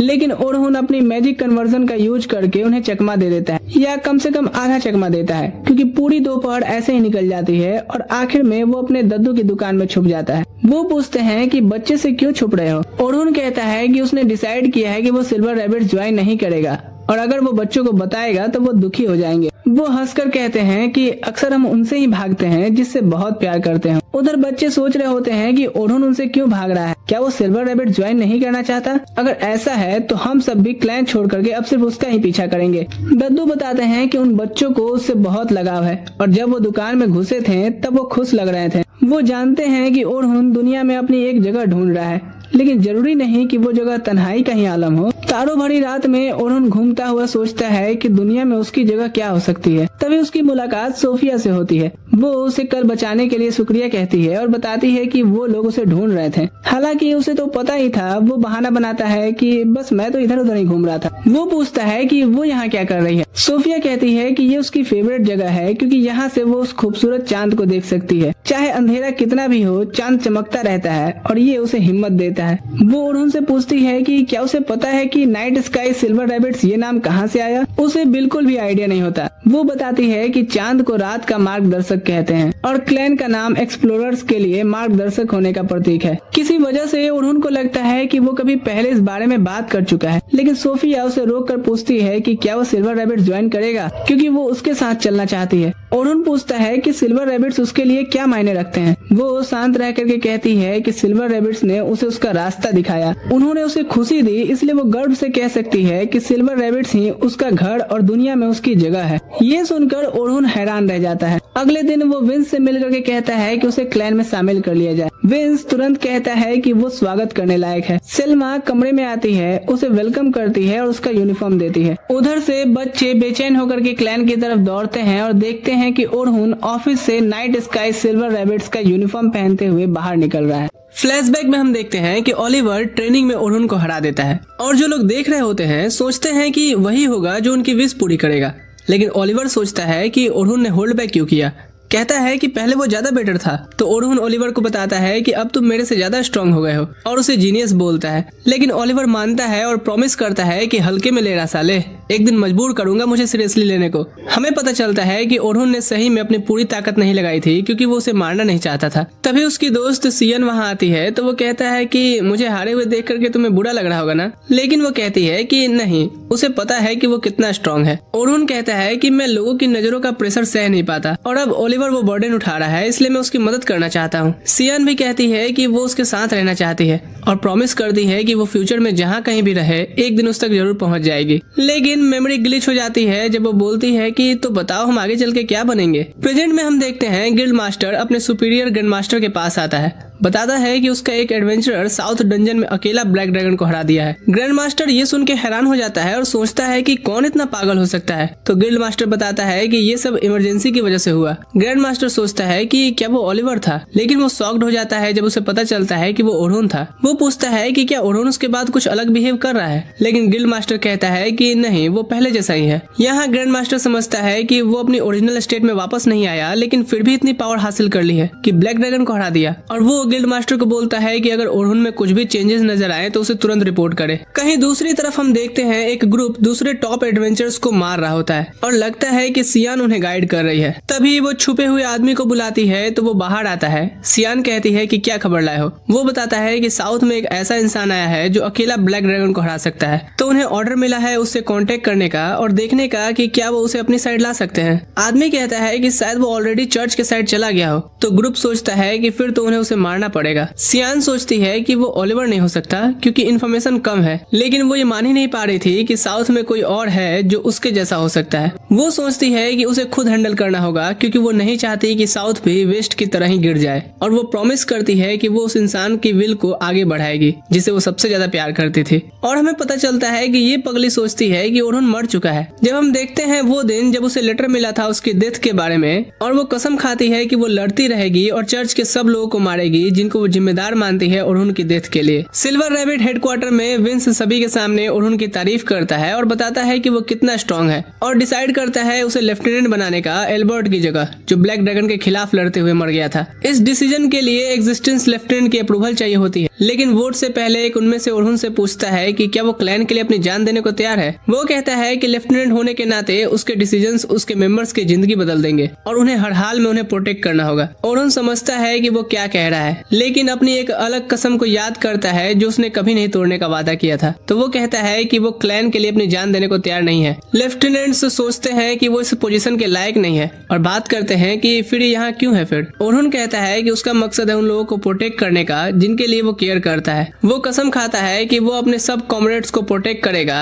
और वो कसम याद करता है जो उसने एडवेंचर बनने के टाइम ली थी कि वो इतना स्ट्रांग बनेगा कि हमेशा अपने प्यारे लोगों को प्रोटेक्ट कर सके। तो वो आदमी समझता है कि वो क्लैन के लिए जान देने को तैयार नहीं है, लेकिन मेंबर्स के लिए है। सेम बात ही तो हुई और उसे लेफ्टिनेंट एक्सेप्ट कर लिया जाता है। उसके बाद सेल्मा यकीन नहीं कर पाती कि उसने इतना सीन क्रिएट किया, लेकिन वो खुश होती है कि सब ठीक हो गया। तभी स्टेला नाम की लड़की मैनेजमेंट डिवीजन से आती है और उससे एक न्यू पार्टी को ट्रेन करने में हेल्प मांगती है, लेकिन वो सोचता है कि क्या उसके पास टाइम होगा। सेल्मा कहती है कि उसके पास हीरोज पार्टी के मुकाबले ज्यादा टाइम होगा क्योंकि उनके गिल्ड में डंजन में जाने का टाइम लिमिटेड होता है। वो कहती है कि मैक्सिमम 3 ही दिन जाते हैं हम, तो वो मान जाता है। उसके बाद ओरुन अपनी न्यू स्क्वाड से मिलता है यूनिट 1, जो गिल्ड की सबसे स्ट्रॉन्ग टीम है। वो याद दिलाते हैं कि वो पिछले रेड में भी मिले थे, लेकिन फिर से इंट्रोड्यूस करते हैं रिन, एक मेज जो कहती है कि उसे बड़ी बहन की तरह ट्रीट करे क्योंकि वो सबसे बड़ी है। लुकेरा हीलर है और विल्क्स डिफेंडर है। विल्क्स पूछता है कि ओरहुन ने ब्लैक ड्रैगन को कैसे हरा दिया, लेकिन वो हेजिटेट करता है तो सेल्मा कहती है कि वो फोर्स ना करे। विल्क्स कहता है कि उसे बताना चाहिए क्योंकि अब तो हम टीम है। तो वो उन्हें अपने ओरिजिनल स्किल्स के बारे में बताना शुरू करता है। पहला है इम्पैक्ट, जो इक्विपमेंट या मैजिक के इफेक्ट्स को 100 गुना तक बढ़ा सकता है, और सेकंड स्पेल सपोर्ट मैजिक के इफेक्ट्स को मल्टीपल टाइम्स बूस्ट करता है। वो बताता है कि ड्रैगन के अगेंस्ट वो 32 गुना तक गया था। लुकेरा कहती है कि वो तो ओवर पावर्ड है, लेकिन ओरहुन बोलता है कि वो सिर्फ खुद पर यूज कर सकता है और इससे उसके बॉडी पर एक्सट्रीम स्ट्रेस भी पड़ता है। सेल्मा सजेस्ट करती है कि वो डंजन चलें ताकि टीम वर्क प्रैक्टिस कर सके, लेकिन ओरहुन बोलता है कि उसकी स्वॉर्ड ड्रैगन के अगेंस्ट लड़ने में टूट गई थी। रिन सोचती है कि नई स्क्वाड लाने में तो फिर काफी दिन लग जाएंगे, लेकिन वो बोलता है कि कोई बड़ी बात नहीं है क्योंकि उसकी पुरानी स्वॉर्ड नॉर्मल सी थी, और सब हैरान हो जाते हैं कि क्या उसके पास कस्टम स्वॉर्ड नहीं थी। तो वो बताता है कि अपनी मैजिक से स्वॉर्ड को स्ट्रॉन्ग और शार्प कर लेता था, लेकिन रिन इंसिस्ट करती है कि उसके लिए एक बेटर स्वॉर्ड होना ही चाहिए क्योंकि अब वो सिल्वर रैबिट का पार्ट है। वो लोग एक ब्लैक स्मिथ के पास जाते हैं जिसका नाम एरिन है। वो भी शॉक्ड हो जाता है जान करके कि ड्रैगन को मारने वाले ने इतनी बेकार स्वॉर्ड यूज की। वो बोलता है कि उसे फर्क नहीं पड़ता, लेकिन अब जब वो सिल्वर रैबिट के यूनिट का पार्ट है तो उसके पास उस पोजीशन के लायक स्वॉर्ड होनी चाहिए।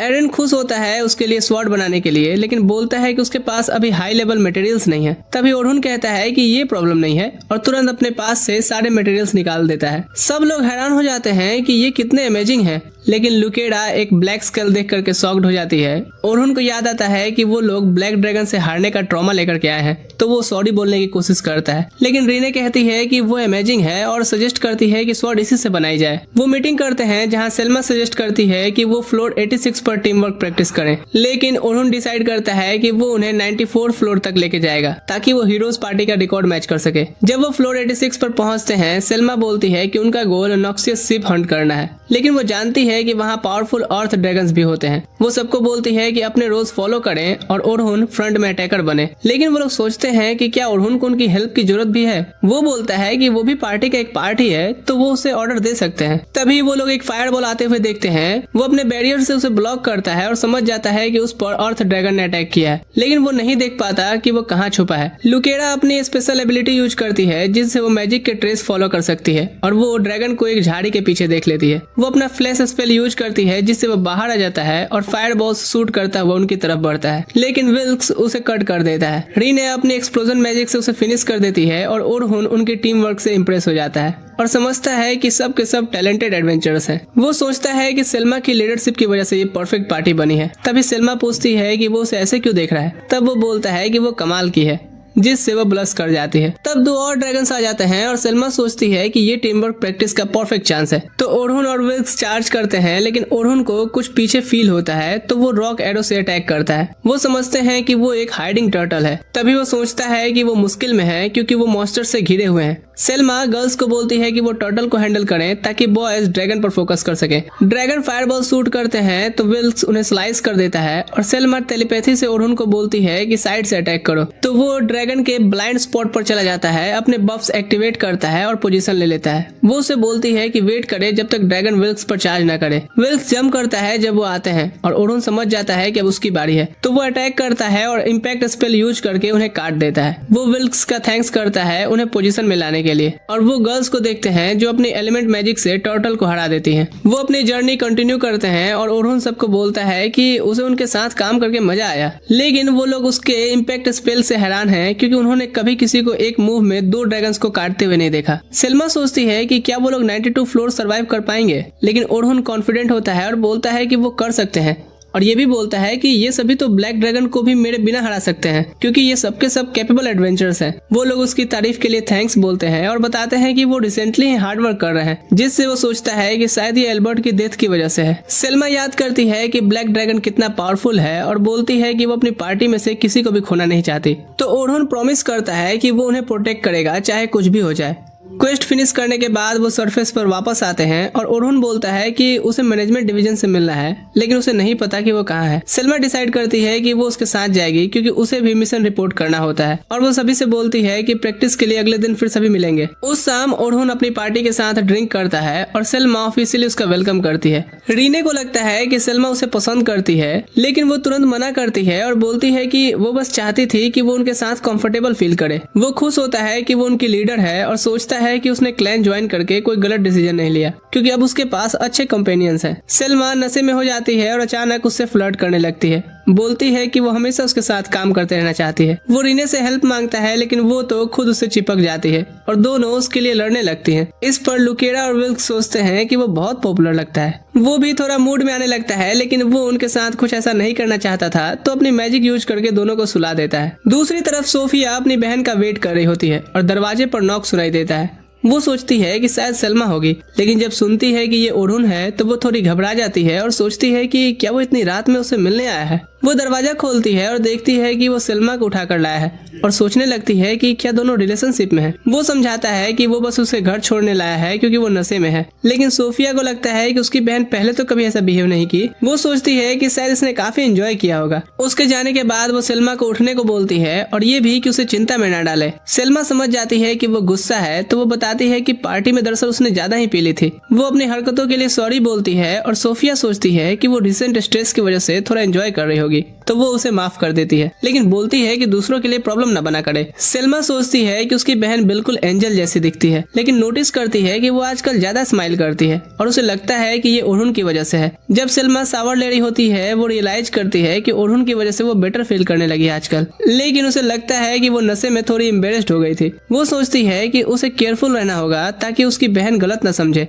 क्योंकि वो जानती है कि सोफिया उसे पसंद करती है। तो फिर मैं बार बार क्यों उसके बारे में सोच रही हूँ। फिर उसे याद आता है कि उसने उससे फ्लर्ट भी किया था और वो रियलाइज करती है कि उससे उसके लिए फीलिंग्स तो नहीं है, जो उसका काम में फोकस करना मुश्किल बना रहा है। अगले दिन सेल्मा और ओरहुन स्टेला से मिलने जाते हैं और देखते हैं कि उसका डेस्क मेसी है, लेकिन वो बोलती है कि ये और दिनों से तो साफ ही है। फिर उन सबसे कार्ला नाम की लड़की मिलती है जो नए एडवेंचर्स का ख्याल रखती है और उसे पता चलता है कि ओरहुन ग्रुप 10 को ट्रेन करेगा और वो पूछती है कि क्या उसने उसके फाइल्स पढ़े हैं। वो बताता है कि उसने क्लैन ज्वाइन करने से पहले ही सब देख लिया था। स्टेला बोलती है कि उसे बच्चों की चिंता है, लेकिन वो खुश है कि ओरहुन उनका ध्यान रखेगा। वो पूछता है कि वो उन्हें कैसे ट्रेन करे, तो वो बोलती है कि सब उसके हाथ में है और वो जो जानता है वही सिखाए तो बहुत है। सेल्मा बोलती है कि उसे एक गोल देना चाहिए, तो वो बोलती है कि ठीक है, 6 महीने में उन्हें इतना स्ट्रॉन्ग बना दे कि वो मिडिल फ्लोर्स तक हैंडल कर सके। वो जानता है कि ये मुश्किल होगा, लेकिन वो बोलती है कि उससे हाई एक्सपेक्टेशन है क्योंकि टीचिंग एक्सपेडिशन में भी वो काफी ग्रो हुए हैं। उसके बाद सेल्मा उसे रोकते हुए पूछती है कि क्या वो उसकी बहन के बैकग्राउंड के बारे में जानता है। वो बताता है कि उसने उसका फाइल पढ़ते वक्त सब देखा था। सेल्मा बताती है कि सोफिया की माँ उनके घर में मेड थी जो उसके जन्म के बाद ही मर गई, इसलिए उनके परिवार ने उसे अडॉप्ट किया, लेकिन उसके साथ कभी अच्छा बिहेव नहीं किया मेरे घर वालों ने, क्योंकि वो मेड की जो बेटी थी। सेल्मा ने अपनी तरफ से उसकी हेल्प करने की पूरी कोशिश की, लेकिन जब वो घर छोड़ करके चली गई तो सब और खराब हो गया और जब वो वापस आई तो उसकी हालत देख करके उसकी जिम्मेदारी उसने अपने सर ले लिया। वो चाहती है कि सोफिया एक सक्सेसफुल एडवेंचरर बने और ओरहुन से बोलती है कि उसका खास ख्याल रखे। वो प्रॉमिस करता है कि वो अपना बेस्ट देगा उसे ट्रेन करने में। ओरहुन ग्रुप 10 से मिलता है और सब एक्साइटेड होते हैं उसके स्टूडेंट बनने के लिए, क्योंकि वो जानते हैं कि वो कितना पावरफुल है, लेकिन वो बोलता है कि ऐसा नहीं है, उसे भी अभी स्ट्रॉन्ग बनना है। सोफिया उसे याद दिलाती है कि उसने ब्लैक ड्रैगन को हरा दिया था, लेकिन वो बोलता है कि हाँ, वो काफी क्लोज फाइट थी। वो उन्हें बोलता है कि फ्यूचर में उन्हें भी उस ड्रैगन को हराना होगा। वो जानता है कि अभी वो उतने स्ट्रॉन्ग नहीं है, लेकिन वो बोलता है कि सब टैलेंटेड जरूर है और अगर मेहनत करें तो वो कर सकते हैं। वो उन्हें ट्रेनिंग के दौरान फ्लेक्सिबल रहने के लिए बोलता है। ये भी मानता है कि उसे सब कुछ नहीं पता और वो हमेशा सही नहीं हो सकता है। फिर वो पूछता है कि सबसे पहले ये बताओ कि तुमने एडवेंचर बनने का ही डिसीजन क्यों लिया। सोफिया बोलती है कि वो अपनी बहन जैसी बनना चाहती है। वो कहती है कि वो भी उसकी तरह अपने लाइफ के डिसीजंस खुद लेना चाहती है, लेकिन अभी तक डिसाइड नहीं कर पाई कि क्या, इसलिए एडवेंचरर बन गई ताकि अपना रास्ता ढूंढ सके। लोगन बोलता है कि वो पैसे कमाने के लिए एडवेंचरर बनना चाहता है। वो बताता है कि वो एक गरीब गांव में बड़ा हुआ जहां लोगों के पास खाने के लिए भी मुश्किल से होता था। उन्हें लगा अगर वो भी वहीं रहा तो उसका फ्यूचर भी ईंटा ढोने में चला जाएगा, इसलिए सबने पैसे जोड़ करके उसे यहाँ भेजा और वो एक सक्सेसफुल एडवेंचरर बनकर उनका एहसान चुकाएगा। वो बताता है कि वो हमेशा सोचता था कि वो हाई रैंक्ड एडवेंचरर जैसा पावरफुल है, लेकिन जब उसने ओरहुन को ड्रैगन से लड़ते देखा तो उसे समझ आया कि वो कितना कमजोर है। कैरोल कहती है कि उसे नहीं पता कि वो क्यों एडवेंचरर बनी, लेकिन वो बोलती है कि वो मॉन्स्टर्स को मारकर सबको खुश देखना चाहती है, लेकिन बाकी लोग उसका आंसर सुन करके अजीब समझते हैं। ओडोन समझ जाता है कि उसके अंदर डीप डार्कनेस है, इसलिए वो बस उसका आंसर देने के लिए थैंक्स बोलता है और सबको बोलता है कि वो बस ये कभी ना भूलें कि वो एडवेंचरर क्यों बनना चाहते थे। सोफिया पूछती है कि क्या उसका भी कोई ड्रीम है, तो वो बोलता है कि मैं बस स्ट्रॉन्ग बनना चाहता हूँ, हर रोज थोड़ा स्ट्रॉन्ग, ताकि मैं उन सब चीजों को प्रोटेक्ट कर सकूं जो मेरे लिए इम्पोर्टेंट है। वो लोग डंजन जाते हैं जहां कैरोल वुल्फ्स के ग्रुप से लड़ती है और वो अच्छा परफॉर्म करती दिखती है, लेकिन ओडोन को लगता है कि उसका फाइटिंग स्टाइल डेंजरस है। वो जानता है कि डिफेंडर को अटेंशन अट्रैक्ट करना चाहिए ताकि अटैकर अपना काम खत्म करे, लेकिन उसका स्टाइल इतना लापरवाह है कि वो मर भी सकती है। एक वुल्फ पीछे से उस पर अटैक करता है और ओडोन सोचता है कि यहाँ अब उसे हेल्प करना चाहिए, तो वो रिफ्लेक्टिव वॉल से उसे प्रोटेक्ट करता है और वुल्फ को काट देता है। वो उसे बोलता है कि फाइट करते वक्त अपने सराउंडिंग्स का भी ध्यान रखो, लेकिन वो बताती है कि उसने जानबूझ करके अपने आप को डिफेंसलेस रखा ताकि वुल्फ पीछे से अटैक करे। वो समझ नहीं पाता और पूछता है कि उसने डॉज क्यों नहीं किया फिर। तब उसे समझ आता है कि शायद ओडोन को अब तक उसकी स्पेशल एबिलिटी के बारे में पता ही नहीं है। वो खुद को कट करती है, लेकिन उसका वुंड तुरंत हील हो जाता है और वो बताती है कि वो मर नहीं सकती चाहे कितनी भी बुरी तरह इंजर्ड हो जाए, क्योंकि चचा डेडपुल जो थे हमारे, इसलिए उसे टेंशन लेने की जरूरत नहीं है। ओडोन जानता है उसका पास्ट कि उसे क्रिमिनल ऑर्गेनाइजेशन ने सालों तक बंदी बनाकर रखा था और उस पे एक्सपेरिमेंट किए थे, क्योंकि वो सबसे पावरफुल मॉन्स्टर यानी इविल गॉड को रिवाइव करना चाहते थे। 2 साल पहले एल्बर्ट ने उनका एक बेस डिस्ट्रॉय किया था और वहीं डंजन में उसे वो बंदी मिली थी। वो मेंटली अनस्टेबल थी, इसलिए उसका ट्रीटमेंट हुआ। रिकवर होने के बाद वो एडवेंचरर बनी, लेकिन एल्बर्ट की डेथ से फिर वो टूट गई, इसलिए ओडोन को समझ नहीं आता कि वो उसे कैसे ट्रेन करे। वो बोलता है कि जरा अपने दोस्तों को देखो, और वो पूछती है कि वो ऐसे मुझे क्यों देख रहे हैं। ओडोन बताता है क्योंकि तुम्हें चोट लगी थी। वो समझाता है कि जब वो पेन फील करती है तो सब उसकी चिंता करते हैं और वो रो पड़ती है। ओडोन समझ जाता है कि वो इसलिए डरती है अपने रियल इमोशंस दिखाने से, क्योंकि जिन लोगों ने उस पर एक्सपेरिमेंट किया वो कभी उस पर स्माइल नहीं करते थे। वो प्रॉमिस करती है कि वो केयरफुल रहेगी और ओडोन से कहती है कि प्लीज उसे पनिश ना करे, लेकिन ओडोन उसे हग कर लेता है, कहता हुआ कि सब ठीक है। ट्रेनिंग स्टार्ट होती है जहां ओडोन कैरोल को डॉजिंग प्रैक्टिस कराता है और लोगन स्फीयर यूज करना सीखता है। ओडोन बोलता है कि स्फीयर उसके लिए बेटर वेपन है क्योंकि वो डिस्टेंस मेंटेन कर सकता है, लेकिन वो ये भी बोलता है कि विल्क्स स्फीयर एक्सपर्ट है तो उसे उससे भी सीखना चाहिए। सोफिया एक साथ 2 मैजिक सर्कल्स यूज करने की प्रैक्टिस कर रही होती है और वो अच्छा कर रही थी, लेकिन जब 2 टारगेट्स आते हैं तो वो पैनिक कर जाती है। वो हाथ बढ़ाती है और एक मिस्टीरियस एनर्जी एक टारगेट को हिट करती है और उसे समझ नहीं आता कि ये कैसे हुआ। ओडोन बोलता है कि ये शायद उसकी स्पेशल एबिलिटी है, लेकिन वो श्योर नहीं होती। वो उसे बोलता है कि इस चीज को आराम से एनालाइज करे और समझे। बाद में कैरल और सोफिया बात करती हैं कि ट्रेनिंग कितनी टफ थी। तभी कार्ला और स्टेला आती हैं और बोलती हैं कि देखो तो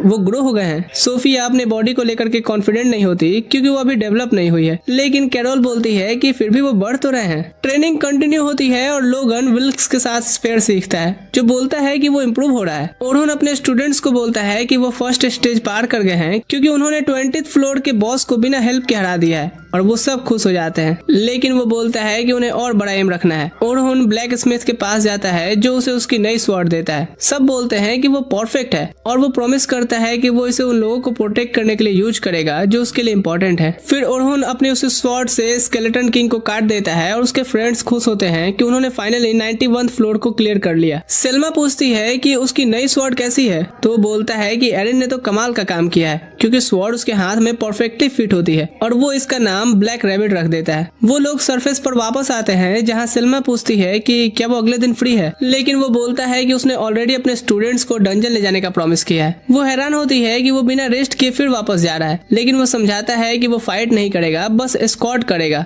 और उसे लगता है कि वो लोग 29th फ्लोर उसकी हेल्प के बिना ही क्लियर कर सकते हैं। आगे वो बताता है कि सब काफी इंप्रूव हुए हैं और वो खुश होती है क्योंकि इसका मतलब सोफिया जल्दी ही फुल फ्लेज्ड एडवेंचरर बन जाएगी। उसी शाम ओडोन अपने उस बूढ़े दद्दू से मिलता है जो बताते हैं कि एक क्रिमिनल ऑर्गेनाइजेशन ने डंजन में किलर्स भेजे हैं ताकि एडवेंचरर्स उसे क्लियर ना कर पाए। वो बोलते हैं कि वो ऑलरेडी हाई रैंक एडवेंचरर्स को मार चुके हैं। ओडोन सोचता है कि गिल्ड को इसके बारे में पता भी नहीं होगा क्योंकि वो लोग लो प्रोफाइल में काम कर रहे हैं, लेकिन वो समझ नहीं पाता कि वो एडवेंचरर्स को डंजन क्लियर करने से क्यों रोकना चाहते हैं। फिर वो अपने दद्दू से कहता है उसके लिए कुछ ठंडा बनाने। हम देखते हैं कि रीने के पास एल्बर्ट का यूनिफॉर्म है और वो उससे कहती है कि मेरे पे नजर रखिएगा। क्योंकि मैं 3 दिन में ब्लैक ड्रैगन से लड़ने वाली हूँ। एरिन इधर विल्क्स का स्पेयर रिपेयर कर रहा था और विल्क्स बोलता है कि वो तब से हार्ड ट्रेनिंग कर रहा है क्योंकि पिछली बार वो एल्बर्ट को प्रोटेक्ट नहीं कर पाया था जब वो ड्रैगन से लड़ा था। लुकेरा भी काफी मेहनत कर रही है पर वो श्योर नहीं है कि वो ड्रैगन को हरा भी पाएगी या नहीं, लेकिन वो डिसाइड करती है कि वो अपना बेस्ट देगी ताकि उसके फ्रेंड्स फाइट सरवाइव कर सके। सीन शिफ्ट होता है जहाँ सोफिया अपनी बहन से कहती है कि वो ड्रैगन से ना लड़े क्योंकि वो जानती है कि ओरुन को उसे हराने में कितनी मुश्किल हुई थी, इसलिए उसे डर है कि सेल्मा मर सकती है। वो उसे हिम्मत रखने को बोलती है तो सोफिया उसे हग कर लेती है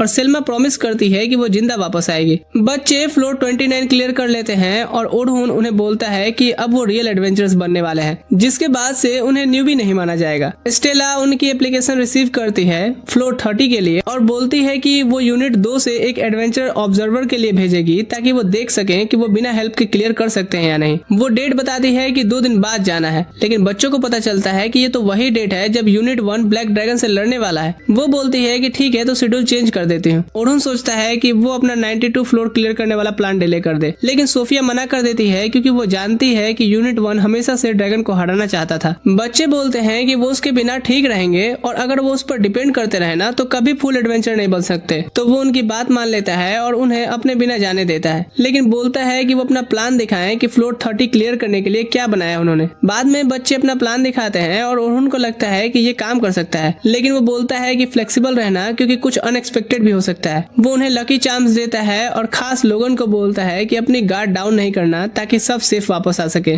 बच्चे डंजन जाते हैं और लोगन को आगे फुट स्टेप सुनाई देते हैं। वो बोलता है कि 3 मॉन्स्टर हैं, लेकिन 4 गॉब्लिन्स निकलते हैं और वो बोलता है उप्स माफ करना। सोफिया बोलती है कि कोई बात नहीं और सब मिलकर के गॉब्लिन्स को आसानी से हरा देते हैं। ऑब्जर्वर हैरान हो जाता है कि ये न्यूबीज हैं क्योंकि गॉब्लिन्स तो उनके सामने कुछ भी नहीं थे और वो बोलते हैं कि ये सब उनके अच्छे टीचर की वजह से है। इधर यूनिट 1 92 फ्लोर पर है जहाँ ब्लैक ड्रैगन उन पर चार्ज करता है। सेल्मा सबको बफ्स देती है और वो फाइट के लिए रेडी होते हैं। ड्रैगन अपनी टेल से अटैक करता है लेकिन विल्क्स उसे डिफ्लेक्ट कर देता है और ओपनिंग क्रिएट करता है जिससे ओरुन उसकी टेल काट देता है। उधर बच्चे फ्लोर 30 के बॉस रूम तक पहुंच जाते हैं, लेकिन वहां एक और पार्टी मिलती है। लोगन बोलता है कि उनसे बात करनी चाहिए क्योंकि वो बॉस से खुद फाइट करना चाहते हैं। वो बताता है कि वो सिल्वर रैबिट से हैं और वो एडवेंचरर्स जानते हैं कि ड्रैगन स्लेयर जो है वो इनका ही गिल्डमेट है, तो वो लोगन से उसके बारे में पूछते हैं। जब वो कुछ नहीं बताता तो सियोन अपने फ्रेंड जूडियल से बोलती है सच पता करने। वो लोगन का माइंड रीड करता है और पता लगता है कि ड्रैगन स्लेयर उनका टीचर है और वो बच्चों का यूज कर सकते हैं उसे सामने लाने के लिए। ऑब्जर्वर समझ जाता है कि न्यूबीज खतरे में है, लेकिन वो तुरंत उसका सिर काट देते हैं। बच्चे अब जान बचा करके भागने लगते हैं।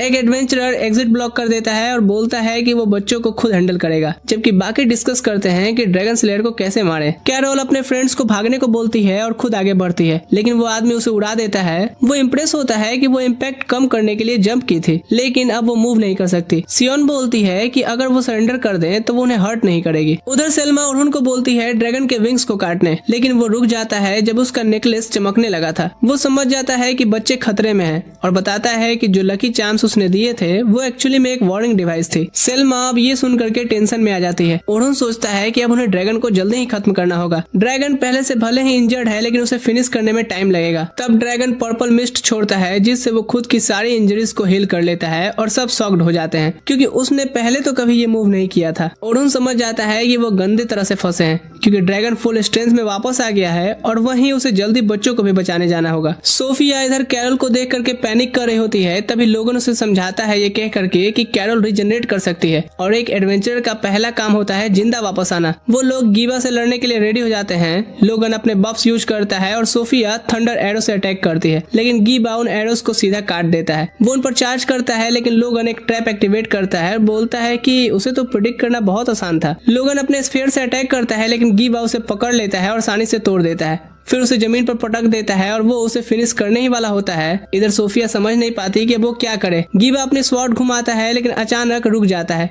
क्योंकि सोफिया अपनी मिस्टीरियस पावर यूज कर रही होती है। वो समझ जाती है कि यही उसकी स्पेशल एबिलिटी है और वो गीवा को जोर से दीवार में दे मारती है। वो जल्दी से लोगन को हील करने लगती है, लेकिन गीवा फिर से उठ जाता है तो लोगन बोलता है कि उन्हें अपना सब कुछ लगा करके अटैक करना होगा। उधर ब्लैक ड्रैगन के साथ फाइट चल रही होती है और ओरुन समझ जाता है कि अब वो होल्ड बैक नहीं कर सकता। वो अपने स्वॉर्ड को इनहेंस करता है और सीधा ड्रैगन पर चार्ज करता है और अपनी new device flash skill use करता है। सेल्मा हैरान हो जाती है उसके अटैक की पावर्स देख करके और वो ड्रैगन को काट देता है, लेकिन पर्पल धूल फिर से उसे हील कर देती है और ड्रैगन वापस उठ जाता है। ओरुन समझ जाता है कि उसे एक ही बार में पूरी तरह डिस्ट्रॉय करना होगा ताकि वो रीजनरेट ही ना कर सके, लेकिन ड्रैगन अपनी पूंछ से अटैक करता है। सेल्मा जल्दी से बैरियर लगाती है लेकिन फिर भी वो पीछे उड़ गई थी। ड्रैगन अपना ब्रीथ यूज करने वाला होता है, लेकिन ओरुन अपने स्वॉर्ड को स्फीयर में बदल करके उसके सिर में घुसा देता है और इस बार वो उसे पूरी तरह से डिस्ट्रॉय कर दिया था। उधर लोगन फिर से गिरा दिया जाता है और वो सोफिया को भागने को बोलता है, लेकिन वो डर के मारे हिल भी नहीं पाती। सियोन गीवा को बोलती है कि उसे खत्म कर दे क्योंकि उसकी स्पेशल एबिलिटी फ्यूचर में प्रॉब्लम बन सकती है, तो वो उसे काटने जाता है।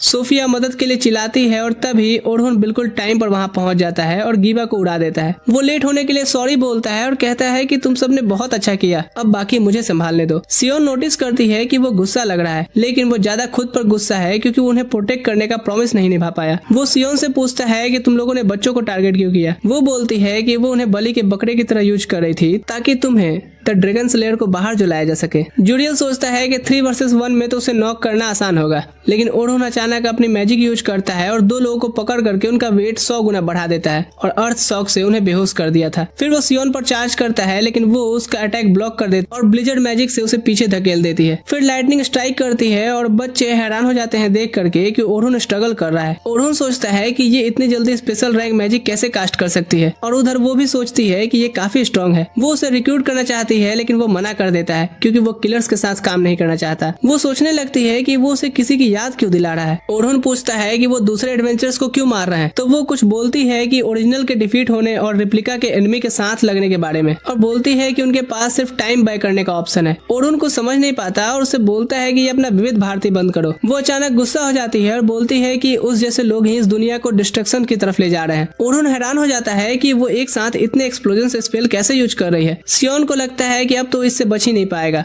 लेकिन ओरुन अपने स्वॉर्ड को शील्ड बना लेता है। फिर वो उसे हंटर स्ट्रिप में बदल करके उसे पकड़ लेता है और बोलता है कि वो उसके गार्ड डाउन करने का ही वेट कर रहा था, लेकिन उसका हुडी गिर जाता है। ओरुन को अचानक अपने बचपन की दोस्त की फ्लैशबैक दिखती है। सियोन भी सोचने लगती है कि क्या ये ओरुन है, और उसे समझ आ जाता है कि उसे गलत तरह से बताया गया था कि वो मर चुका है। वो उसे छोड़ने को बोलती है क्योंकि वो उसे लड़ नहीं सकती, लेकिन ओरुन कंफ्यूज हो जाता है कि वो ऐसे क्यों बात कर रही है जैसे वो एक दूसरे को जानते हो। उसकी मैजिक खत्म हो जाती है और स्वॉर्ड नॉर्मल हो गई थी। वो देखता है कि सियोन के साथ ही वापस उठ रहे हैं, लेकिन तब तक सेल्मा और बाकी लोग भी आ जाते हैं। सियोन निकलने का डिसीजन लेती है और ओरुन से कहती है कि वो उम्मीद करेगी कि अगली बार जब हम मिले तो लड़ेंगे नहीं। सेल्मा खुश होती है कि सोफिया सेफ है और सब ओरुन का थैंक्स करते हैं। लोगन पूछता है कि क्या वो उस लड़की को जानता है, लेकिन वो श्योर नहीं होता और कंफ्यूज रहता है उसने जो देखा उसे याद करके। उधर सियोन सोच रही होती है कि क्या ओरुन जिंदा है, लेकिन उसे यकीन नहीं होता कि वो अपने दुश्मनों के साथ ही क्यों मिल गया है। वो कसम खाती है कि वो उस औरत से बदला लेगी जिसने उसे दूर किया और उसे पछताने पर मजबूर कर देगी। बाद में ओरुन सोफिया और बाकी लोगों से मिलता है और बोलता है कि इस इंसिडेंट के बाद से उन्हें समझना चाहिए कि वो कितने कमजोर हैं, यहाँ तक कि खुद मैं भी। कैरोल बोलती है कि वो तो अमेजिंग था क्योंकि वो सिर्फ उसकी वजह से जिंदा बचे हैं, लेकिन वो बोलता है कि अगर फाइट कंटिन्यू होती रहती तो सब मारे जाते हैं, सेल्मा और बाकी सब भी। इसलिए वो सोचता है कि उसे और स्ट्रॉन्ग बनना होगा